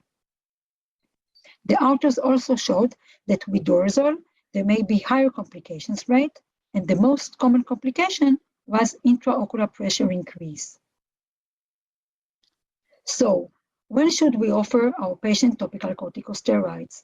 So the main indication is, of course, anterior uveitis, but we may also offer this treatment for cases with macular edema. Treatment should be commenced at high dose and tapered once the inflammation comes under control. We should give this treatment every 1 to 2 hours while the patient is awake for cases with moderate to severe inflammation. And I also ask my patients to use ointment at night. We should initiate a gradual taper over 1 to 2 months once the inflammatory settles down and is around +1 cells according to the Sun classification. Important to note that treatment efficacy is relied upon patient compliance, and inadequate dosing, rapid tapering, and either inadequate or no suspension shaking may lead to treatment failure. The aim of treatment is, of course, to bring to complete resolution of anterior uveitis or of macular edema with long-term minimal corticosteroids use and preferably no corticosteroid use. In cases of acute anterior uveitis, most of the cases will resolve nicely with no need for long treatment. However, chronic anterior uveitis is another story. And in cases of hepatic anterior uveitis, I ask my patients to use low-dose drops for a long time. Other chronic anterior uveitis should consider immunosuppressive treatment if there is a need for high-dose treatments. And in children, chronic anterior uveitis should be always treated as GIA-related uveitis. And according to the SHARE initiative guidelines, the accepted maintenance dose should be equal or less than 2 drops per day. In addition, systemic immunosuppression is recommended in cases if there is a need to use more than 3 corticosteroid drops per day for more than 3 months, or if the inflammation is reactivating during steroid dose reduction. In addition, we should consider immediate immunosuppressive treatment in cases with poor prognostic factors at first visit. Topical corticosteroids may have complications, and the risk increases with dose and duration of treatment. Elevated intraocular pressure may be found in 1/3 of the healthy eyes following daily use for several weeks, and this may, of course, cause glaucoma. Cataract may be seen as soon as 4 months after drug initiation. Other complications include increased susceptibility to infection or exacerbation of infections, impaired corneal wound healing, corneal epithelial toxicity, corneal or scleral thinning, and in children, they may have systemic absorption when they use high doses of corticosteroids for a long time. We should assess intraocular pressure weekly for the first 1 to 2 months of treatment, and of course, at each visit. And there are significant risk factors for intraocular pressure elevation, and this includes children, a history of primary open-angle glaucoma, and the concurrent use of systemic corticosteroids. However, ocular hypertension can usually be controlled and well controlled with topical medications, and in most of the cases, it will resolve several weeks after topical corticosteroids cessation. Regular follow-up to monitor response to treatment and the development of other side effects is very important, as they may develop several months following treatment initiation. Another treatment option is using the periocular or intravitreal corticosteroids, and they have some advantages as they provide local control of the inflammatory process. However, they avoid systemic side effects of systemic drug.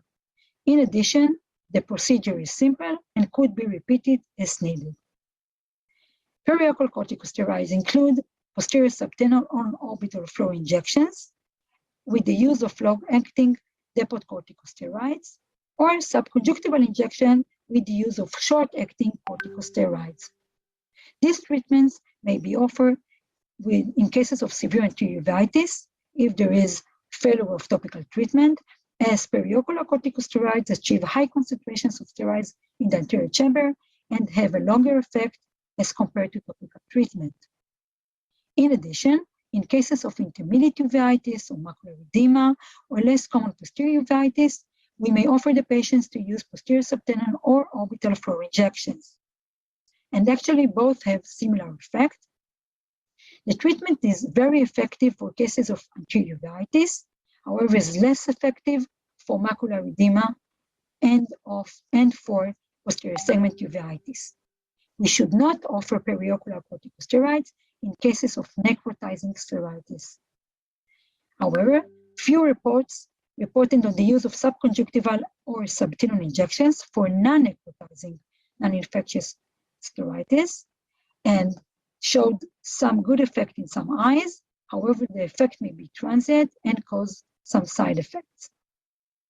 Another treatment option is using the intravitreal corticosteroids, and this may be given as first-line treatment for unilateral intermediate or posterior uveitis and for unilateral macular edema.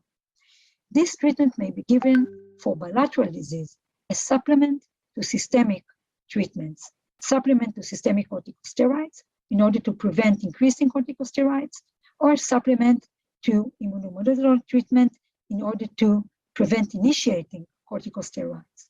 It also may be given as replacement treatment when systemic treatments are contraindicated. Disadvantages of these treatments include local adverse effects, which may be related to the injected drug, and eye injury and exacerbation of CSCR, and in rare instances, endophthalmitis. Contraindication for this treatment include ocular or periocular infections and glaucoma with uncontrolled intraocular pressure.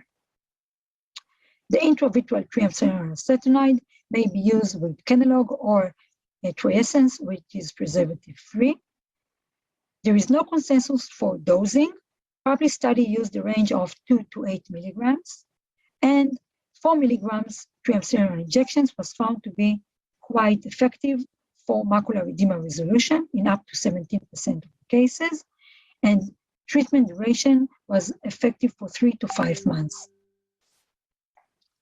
Another option is using the intravitreal dexamethasone implant, and it is a very good option for eyes with vitritis and with macular edema. However, in up to 17% of the eyes, there may be a need for repeat injection in a median time of 5 to 10 months.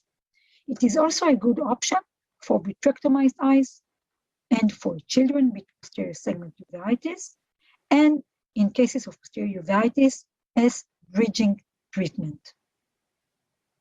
Periocular and intravitreal injections share common complications. They may cause intraocular pressure elevations, a bit higher intraocular pressure elevations in the intravitreal group. They may also cause cataract development and the need for cataract operation, and the risk is higher with multiple injections. They are very uncommon to cause glaucoma or the need for glaucoma operation, and ptosis may be seen with periocular injections, and ophthalmitis is a rare complication of intravitreal treatments. The POINT trial was a multicenter randomized comparative trial, and it compared intravitreal treatments to periocular injections for the treatment of uveitic macular edema. And it showed superiority of both intravitreal triamcinolone acetonide and intravitreal dexamethasone implant for the treatment of macular edema as compared to periocular triamcinolone injection, with only modestly greater rates of mild intraocular pressure elevation for the intravitreal treatments. No significant differences were found in the use of intraocular pressure medications between two groups. Another option is using the Retisert, which is the surgically inserted fluocinolone acetonide implant with an action duration of 13 months. And it actually may serve as an alternative treatment to systemic immunotherapy.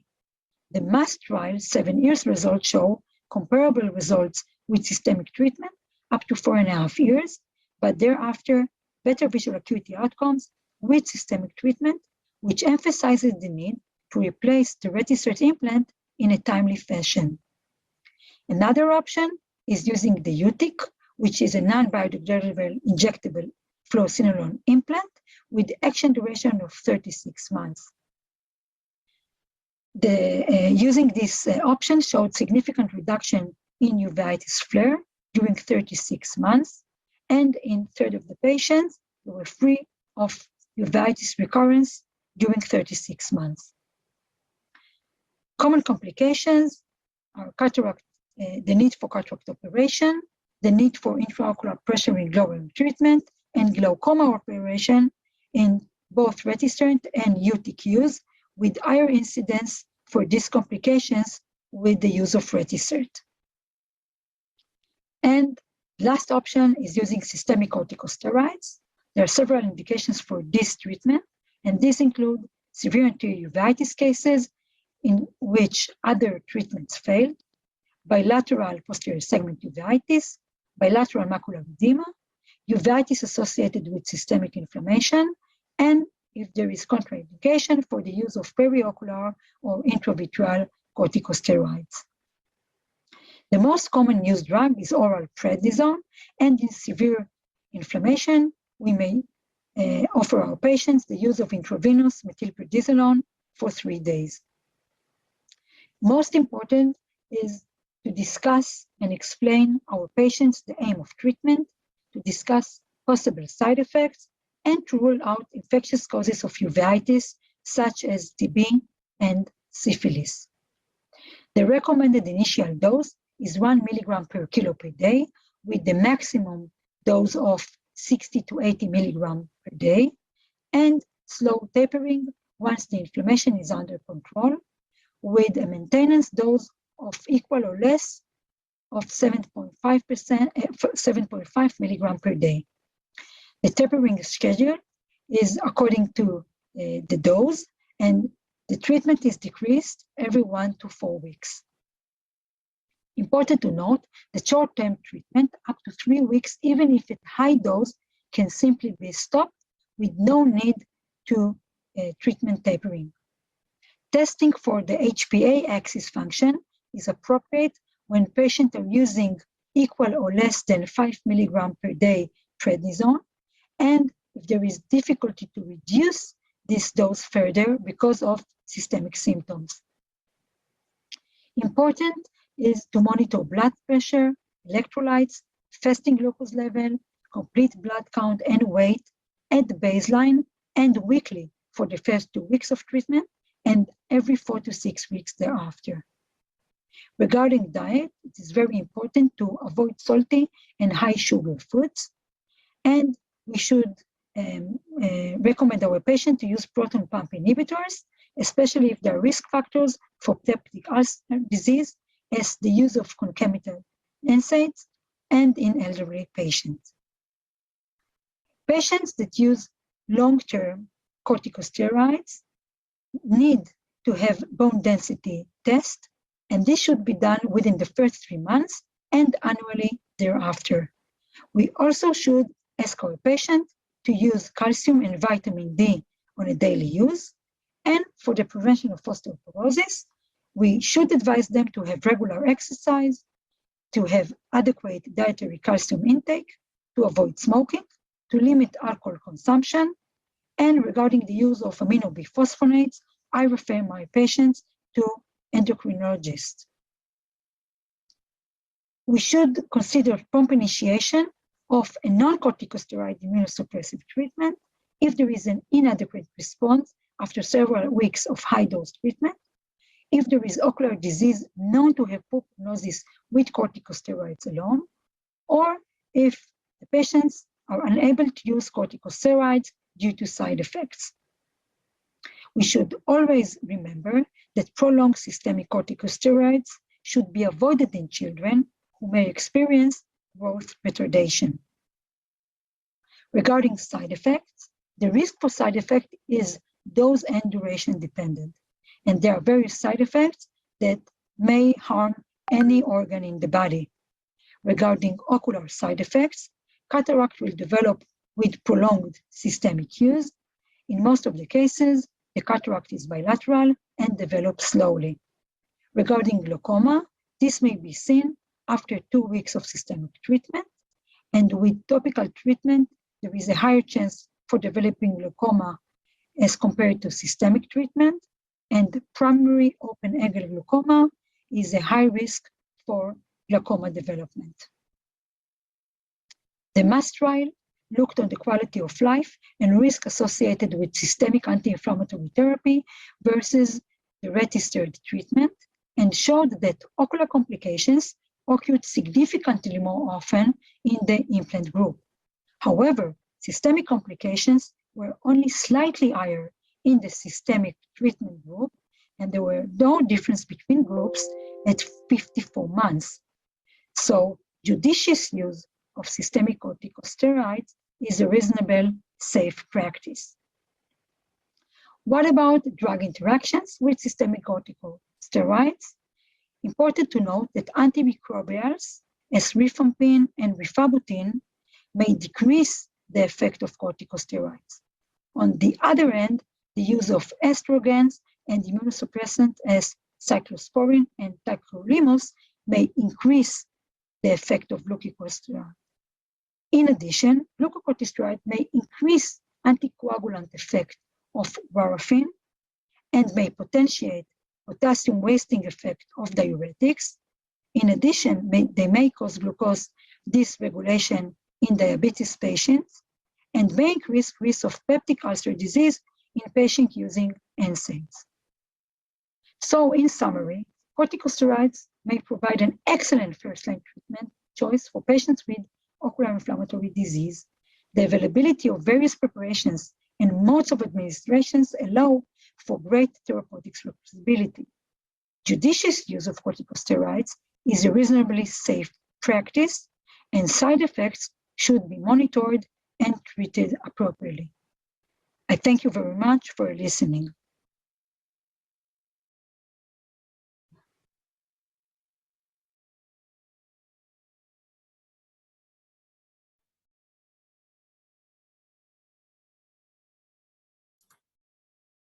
Oh, thanks very much. This was a wonderful conclusion of all the other talks, with putting the emphasis for the practitioner. It's a fantastic drug, but please be aware that you are working with a difficult drug which needs some aspects. So Alexandra, your turn, I think. And yes.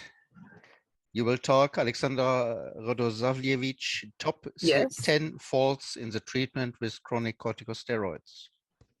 Yes, thank you. I would like to thank Professor Tierhut for this very kind Pleasure. invitation and great honor to participate in this lecture. I will try to concentrate on top 10 faults in the treatment with corticosteroids, but also options how to avoid them. And I will try to give some examples to our younger doctors and help them avoid all those problems. So corticosteroids represent the mainstream of therapy of non-infectious uveitis due to their potent anti-inflammatory and immunosuppressive effects. The treatment with corticosteroids, both local and systemic, should be done with special care since they can cause many important side effects. The side effects usually depend on the dose and duration of corticosteroid treatment. However, some can occur in predisposed persons anytime, so quite early.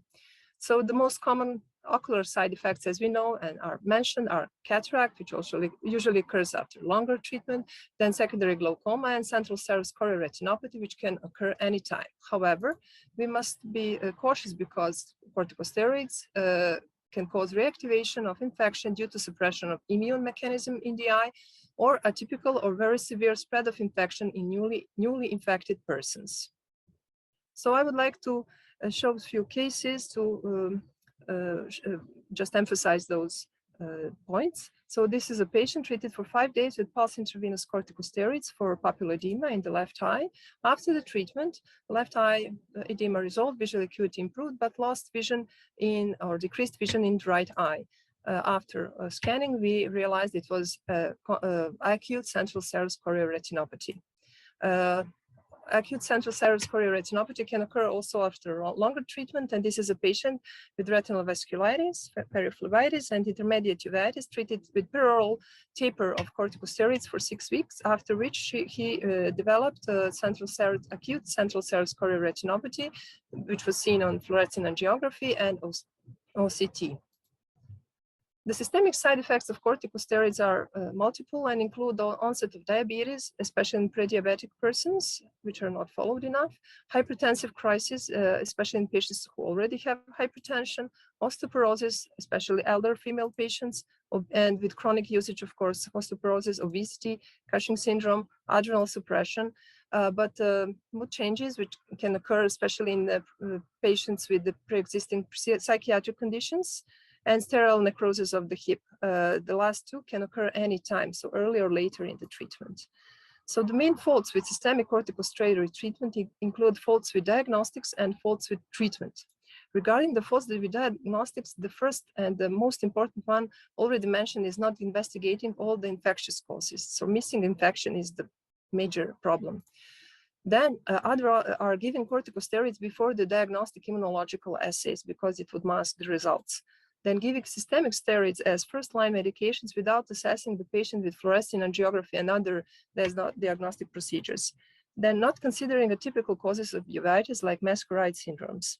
Faults with treatment include not taking into consideration patient's systemic condition, not considering interactions with other medications, giving systemic corticosteroids for chronic autoimmune conditions for too long, and not giving steroids aggressively enough as a first-line treatment for vision-threatening non-infectious uveitis. So not too long, but also not miss when needed. So the first point, giving corticosteroids as a first-line systemic medication for uveitis or scleritis, but without investigating or covering for primary potential infection causes can be detrimental for the eye. The most important are viral causes like HIV or herpetic retinitis, or syphilis or Lyme disease or fungal infections. Corticosteroids may be given by mistakes in those cases and could cause major damage to the eye. If the patient is covered for primary infectious cause, usually systemic corticosteroids may be introduced after 24 or 48 hours. So this is a patient who was referred to us after 1 month treatment with the peroral prednisone. The patient also during this treatment developed retinal tear and retinal detachment, and he was very thoroughly investigated. However, only one test was missing, and that was test for syphilis. So venereal disease research laboratory test was positive, and ocular syphilis was diagnosed, and patient was then treated accordingly. This is a second patient which lost vision in one eye, left eye, due to uveitis and retinal detachment 7 years ago.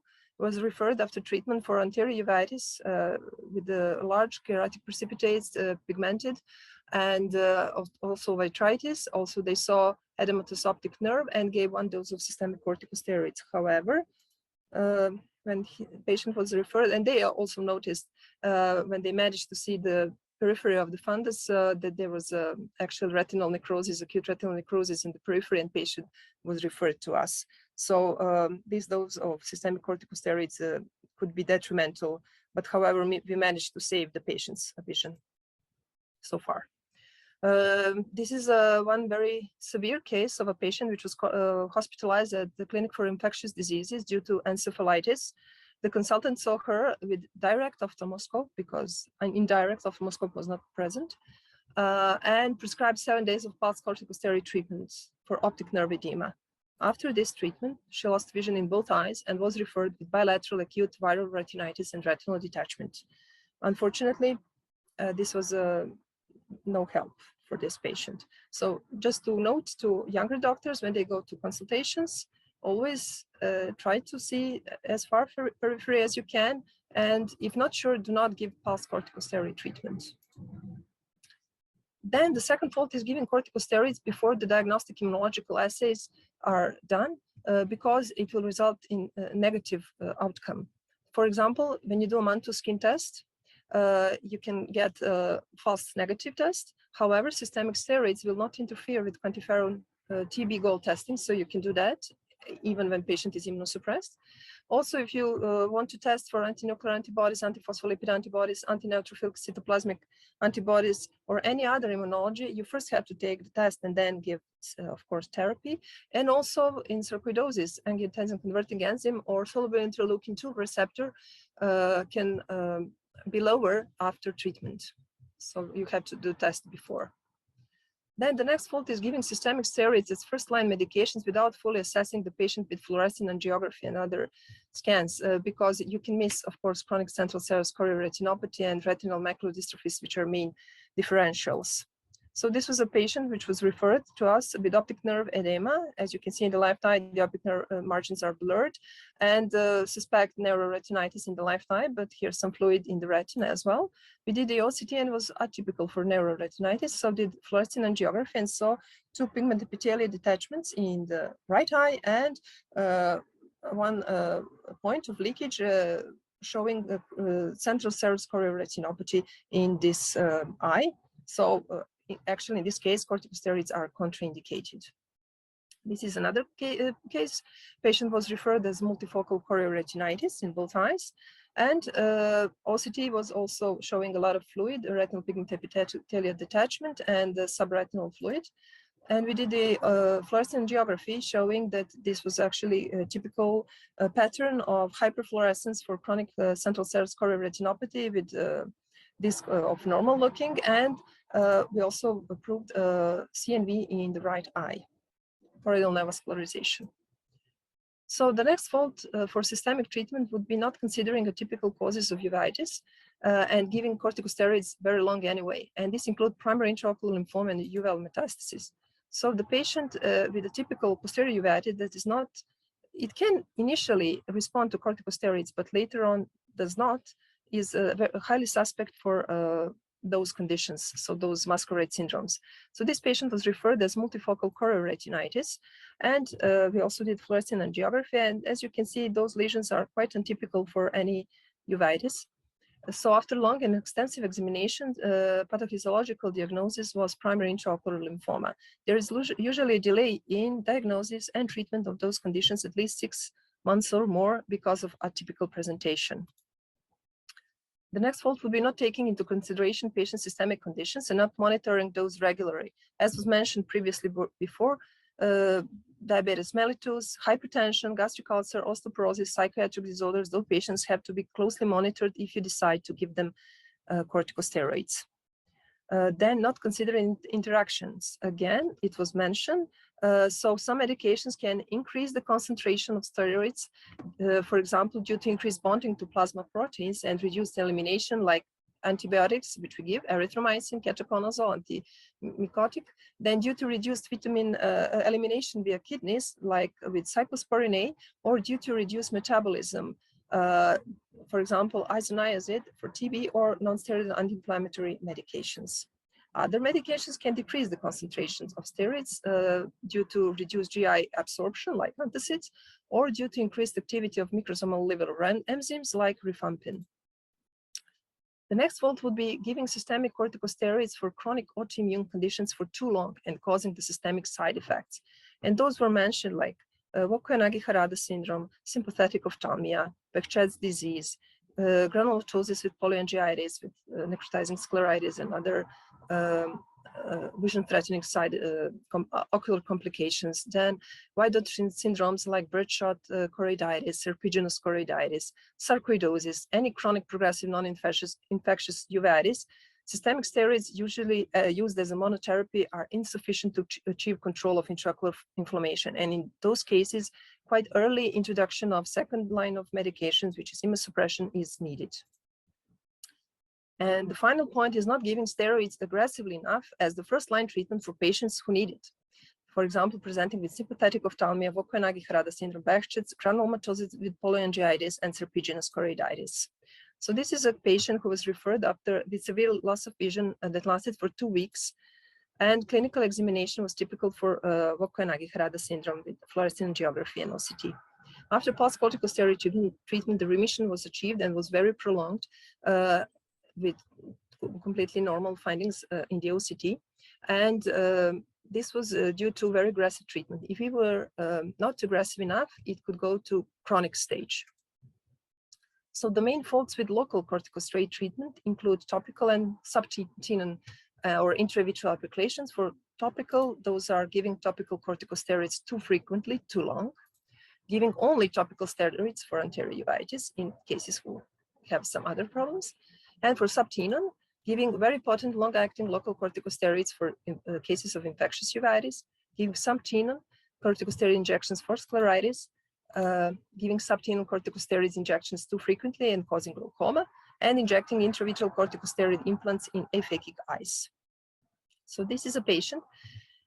Of course, if you give to a young child with a juvenile idiopathic arthritis and uveitis, topical corticosteroids too long or too frequently, more than 2 eye drops per day, it will develop such a posterior subcapsular opacity or cataract, but also any other non-infectious anterior uveitis will have the same course.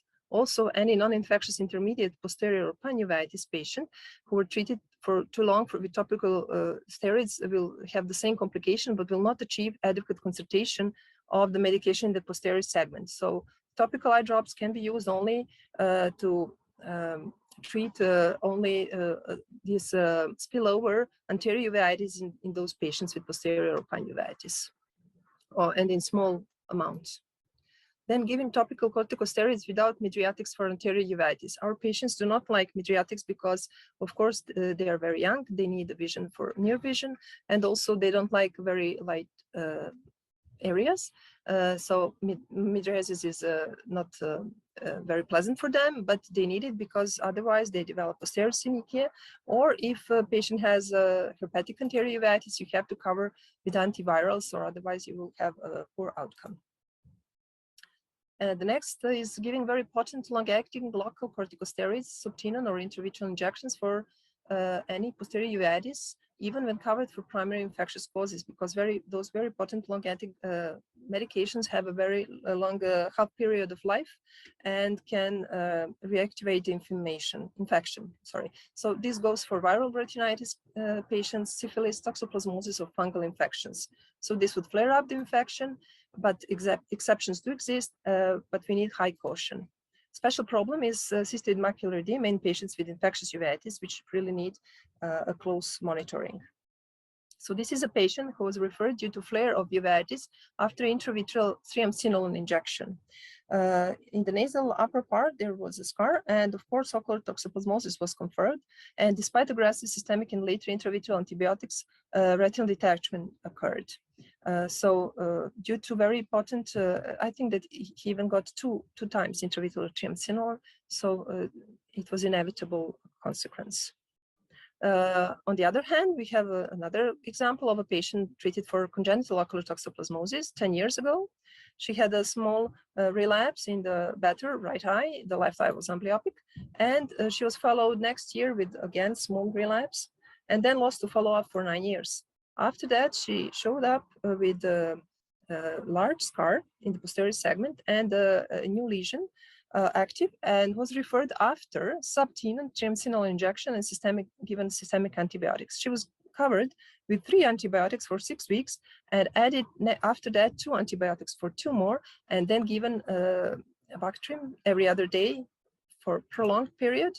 And now this is what it looks like. So it was we managed to save this case. So exception to this rule are ocular toxocariasis and ocular TB.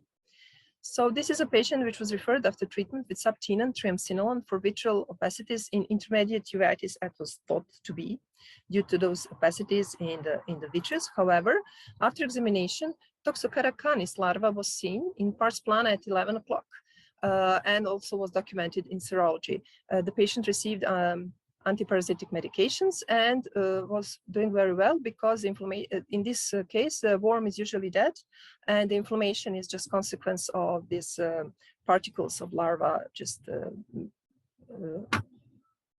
in the eye. So exception to this rule again are ocular TB. So you can use a little bit of triamcinolone for ocular toxocariasis. So exception for ocular TB, there are some case series of patients treated with dexamethasone implants for TB, cystic macular edema, vitritis, intermediate uveitis, and multifocal serpiginoid choroiditis with potentially good outcomes and fairly long follow-up. So this gives a new hope. However, those are endemic areas and probably we need more data on this topic. Usually patients were covered with anti-TB medications as well. The next fault would be giving subtenon corticosteroid injections for scleritis, especially necrotizing or infectious, because it can cause scleral melting or necrosis. However, some studies that mentioned before found that this method could be alternative to systemic steroids for non-necrotizing, non-infectious scleritis. And this is a multicenter study of 53 patients with no scleral melting or necrosis. So you have to be very wise when choosing your patients. And finally, injecting intravitreal corticosteroid implants in aphakic eyes or pseudophakic eyes with posterior capsule defect. Of course, the implant can move into the anterior chamber, and also many series were documented. This is one of the largest with 15 patients with migration in the AC. So this is contraindicated. And in conclusion, when in doubt how to treat a patient, it is better to wait for a day to get additional clinical investigations than to give corticosteroids right away and flare up the infectious uveitis or central serous chorioretinopathy. Corticosteroids may be a good additional anti-inflammatory treatment for infectious uveitis when given in moderation and after a coverage with antimicrobial agents. In cases of severe non-infectious uveitis, systemic corticosteroids can achieve quick control on inflammation, but are not good long-term solutions, so second line of medication is needed, that is immunosuppressives. So when properly used, the majority of corticosteroid side effects and treatment mistakes can be avoided. I would like to thank you, and this is our hospital in Belgrade and my hometown. Thank you.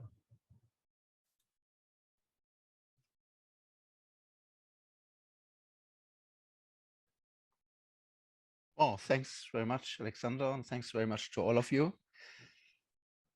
That leaves a little bit time for some controversies. Let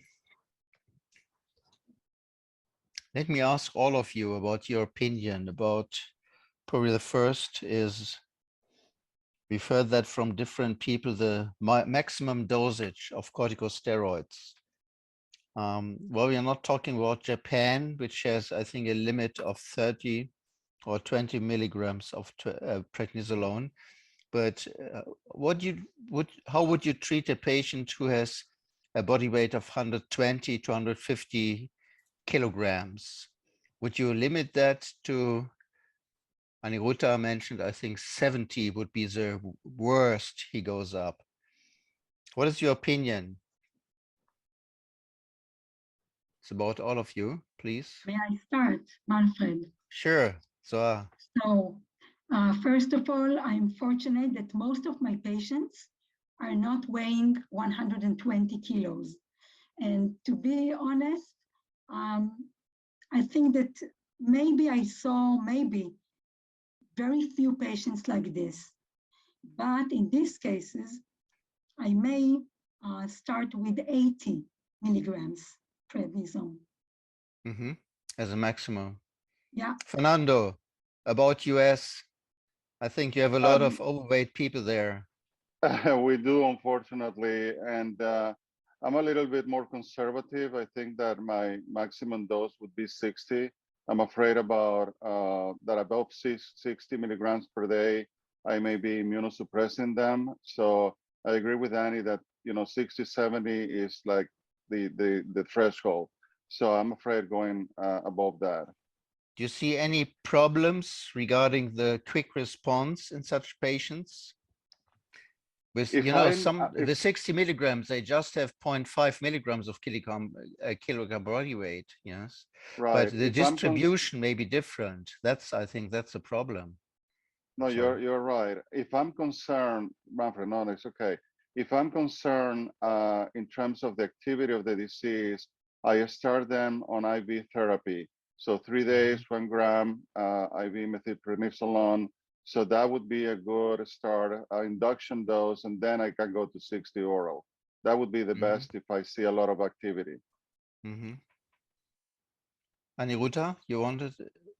I just want to make a point that if you feel that it's an acute disease and the patient is heavy, one of the options is actually you could use a pulse dose of steroid IV. That could be a safer option compared to more than 60 milligrams of oral. So that's one option. You could go for a pulse dose. That's much safer. Jean, do you see such patients? You mean obese patient? Yeah. Well, we do, but I agree. I don't like heavy doses of the systemic prednisone. And usually when I have the patients with a very acute uveitis, I will give the pulse therapy. I give a gram of solumedrol once a day for 3 days, and then I keep them on a low dose corticosteroid. I rarely go over 80 milligrams, and I taper quickly while I introduce immunosuppressive therapy if indicated. So your question, I believe, was should we increase the dose of systemic prednisone in a patient that have or that the patient is obese? My answer is no. I think that we should go with the lean mass of the muscles rather than it's not because the patient has more fatty tissue that we should increase the dose. And I certainly agree that IV solumedrol is a better option if you really need to treat the patient acutely very hard than a huge dose of the prednisone by mouth. Great.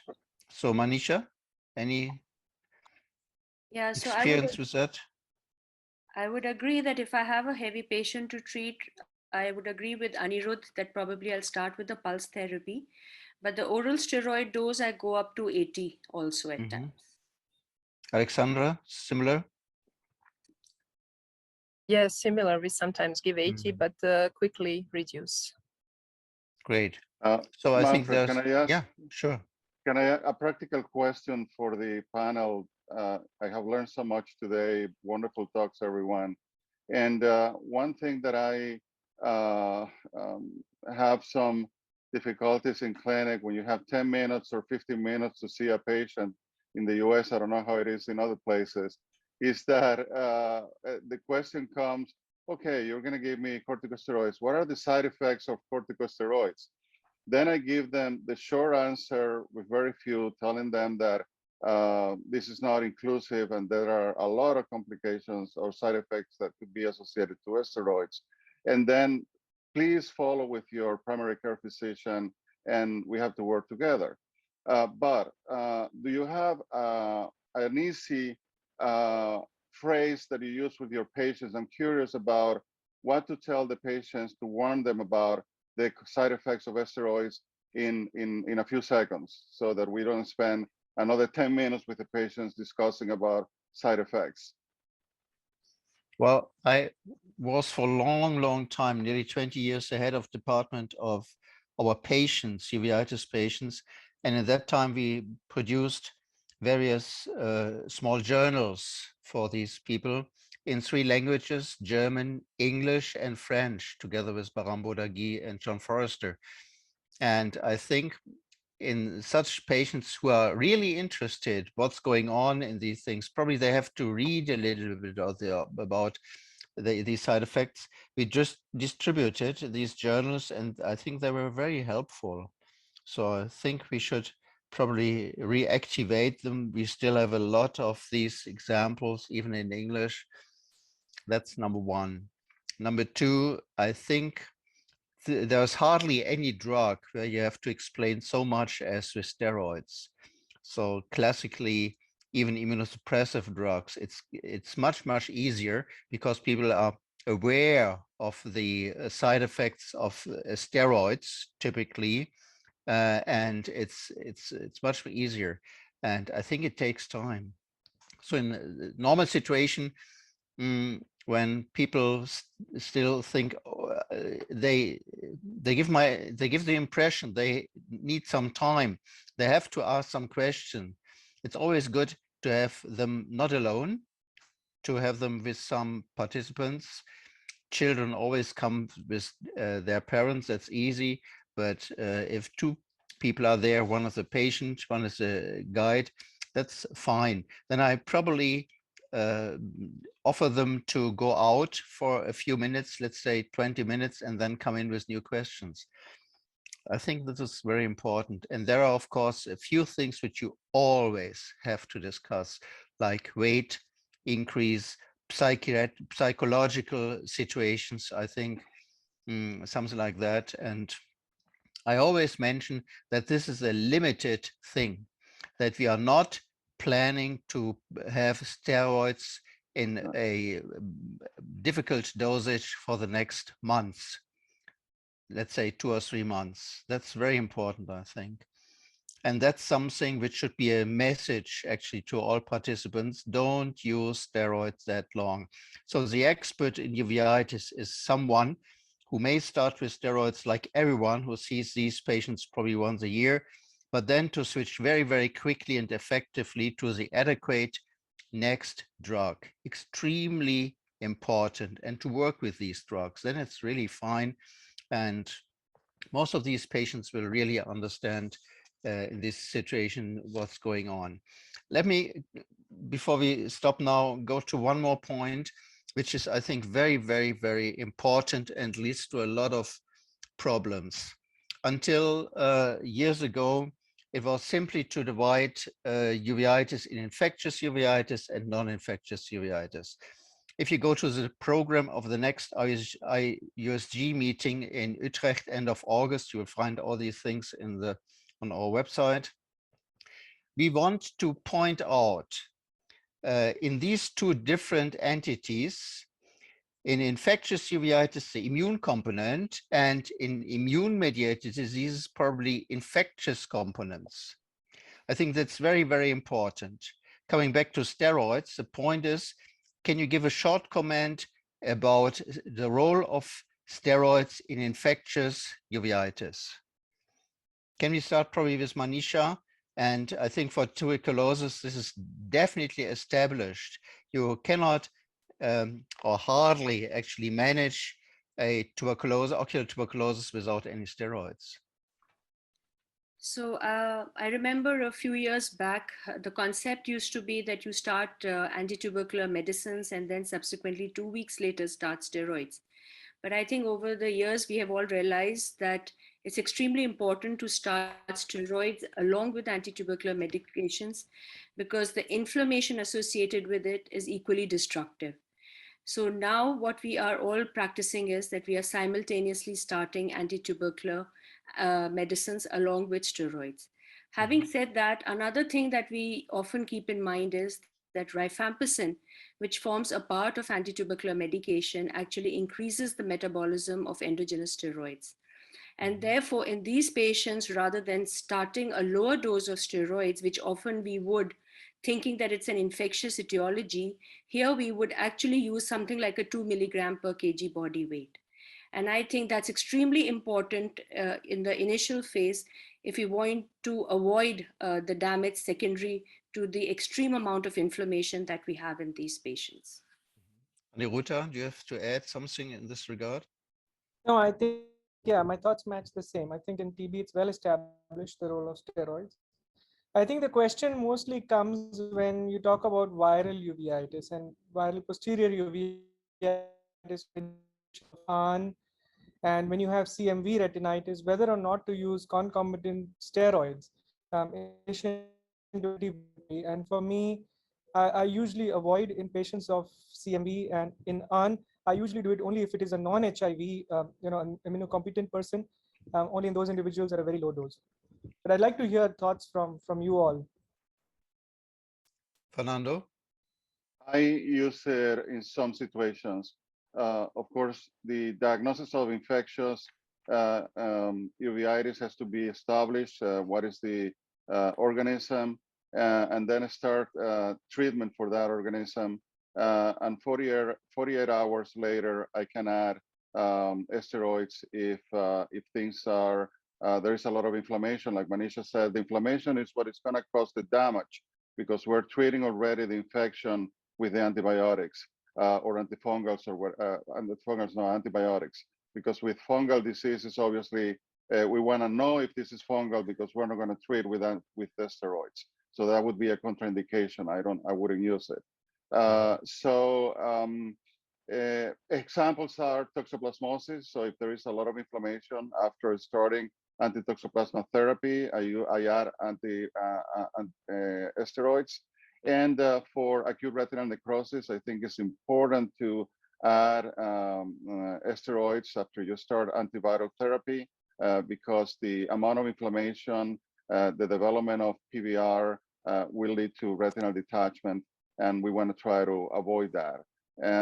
So those are two big examples, and there are others. But I think you all agree, one second, you all agree that number one, that you have to know the diagnosis. So this is not a suggestion to use steroids for everything where you are not aware of the diagnosis. You should differentiate, is it an infectious one or non-infectious? But infectious does not tell you no steroids. That's number one. Number two is, I think you all agree that you would be careful with intravitreal injections or implants. Yes. Especially in toxoplasmosis, I think, yes. That has to do with the half-life of the steroids and the other drugs. I think this is very, very important. And I think whenever you use steroids in such situations, coming to the easiest thing, hepatic uveitis or hepatic diseases, keratitis, you always have to monitor these people very closely. Yeah. Alexandra? I just wanted to say, for acute retinal necrosis, they can also have optic neuritis associated and optic nerve inflammation. So they need steroids for that as well, because after final damage to optic nerve, you lose vision. So. Yeah. Well, similar for HSV, anterior uveitis or keratitis, if they go up with pressure, this needs steroids. Yeah, it's a T-cell effect and not directly in effect of HSV. Zohar, any comments? I agree with all of you, and mainly with the fact that we should not use intravitreal injections in such cases. Yeah. Because we can always, stop, treatments with the oral corticosteroids. But if we inject into the eye, this is another issue. We're in a big problem. Yeah, I think so too. Jean? Can I ask a question? I'm sorry. Jean, to finish this. Well, the question is, shall we give corticosteroid in infectious disease? I like to say that medicine is 50% common sense. So, yeah, we could in many cases. One exception is toxoplasmosis, as other people said. I think that's a big no-no to give periocular or even worse, intraocular corticosteroid injection. You could certainly give a bit of a PO corticosteroid. For the viral diseases, you have to be extremely cautious. If the patient is well covered by antiviral, let's take CMV retinitis as an example. If the patient is well covered for CMV retinitis and you have optic neuritis or CME associated with CMV retinitis, then it's reasonable to give corticosteroid in those patients. But again, common sense. I agree also that depo-steroid are a dangerous tool. If you're not sure, better to give PO, and that you can stop. TB, we see a lot of TB in Canada. Somehow we have people from other countries coming with TB, sometimes with 5 different drugs to treat the TB. We see TB in our own indigenous population.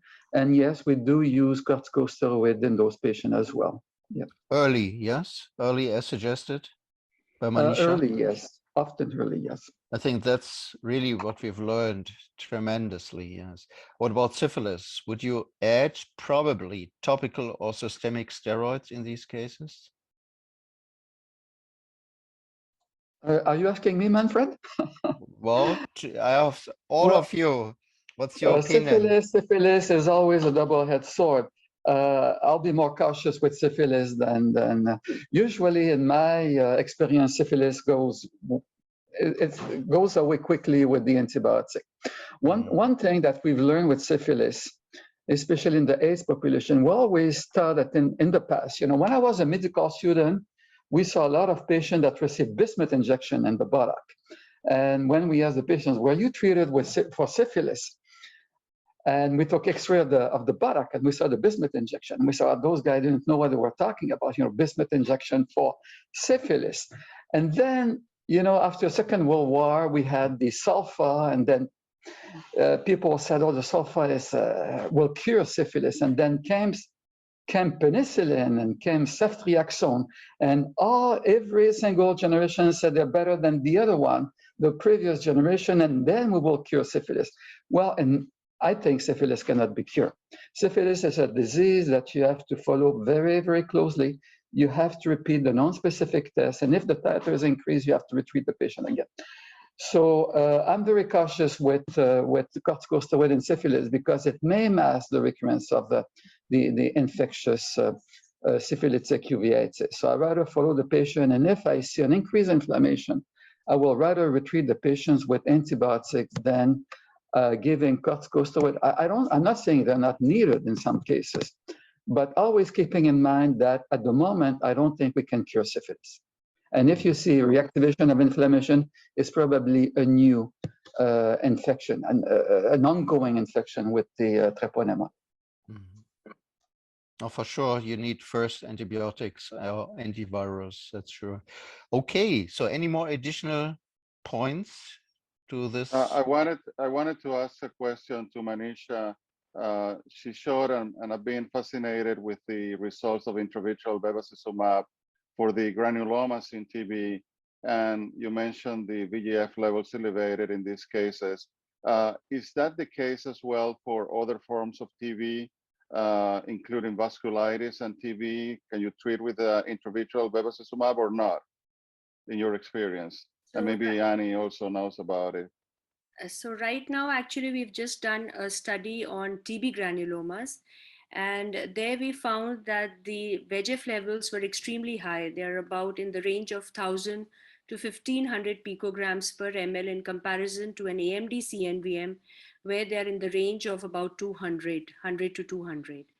So TB granuloma, surely they are like, a huge reservoir of VEGF. And in the past, we've actually lost eyes where they became painful blind eyes requiring a removal when we were just treating them with, once a month anti-VEGF along with ATT and steroids. So now with our experience, we are actually treating these patients with a weekly injection of bevacizumab and moxifloxacin. And these patients have not required more than 2 to 3 injections and have shown a beautiful regression of the entire choroidal granuloma. Of course, as I showed in my patient, and that's another indication of steroid in TB, is a paradoxical reaction sometimes we do get after having started these patients for 2 to 3 weeks on ATT. And that, of course, needs something like an IVMP or a stepping up of the oral steroids. But then you don't use it in other forms of TB? Not as yet, but yes, we are conducting a study where now we are including the other phenotypes and seeing how is their response and what are the VEGF levels in other phenotypes as well. Thank you. Amazing. Wonderful. Okay, so thanks to all of you for wonderful presentations, for great discussions. Please stay online. As you can see, there are 10 questions and answers. They're waiting for your answer. Probably you can help me to answer these things. For all participants, thanks very much for participating. I hope you learned also, as I always do with these webinars, something. You know that we have a break now of 2 months. The reason for this is holiday season in summertime. And finally, also the coming ISO meeting in Utrecht in the Netherlands, end of August. You're more than welcome to join us personally or virtually, just as you want. And we will meet again in beginning of September. Have a good time. Was nice to entertain you. Thanks. Thank you so much for Thank the you. invitation. Thank Thank you. you. So I need your help, please. Have a look for the answers, question and answers here. Probably you can go through them.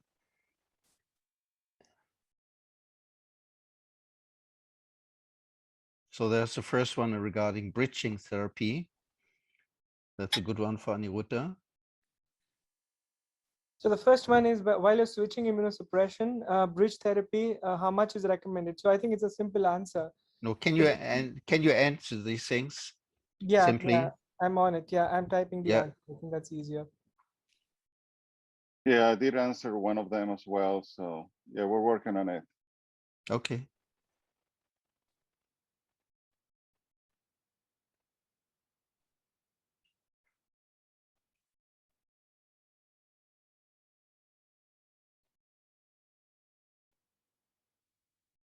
There is a question about role of steroids in postoperative or any postoperative, I think, endophthalmitis. I think I saw that.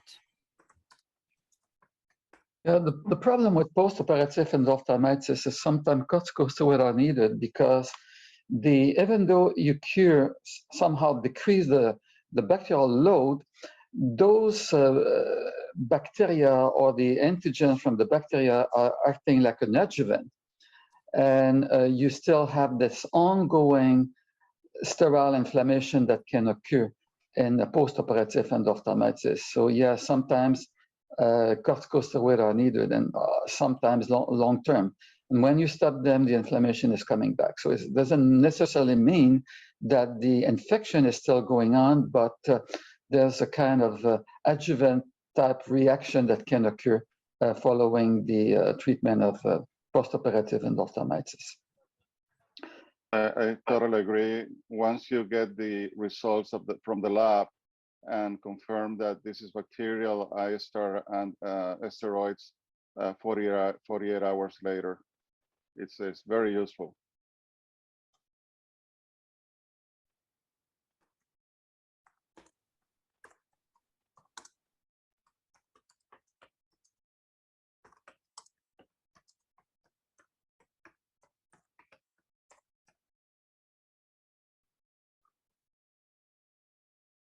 Okay. Done.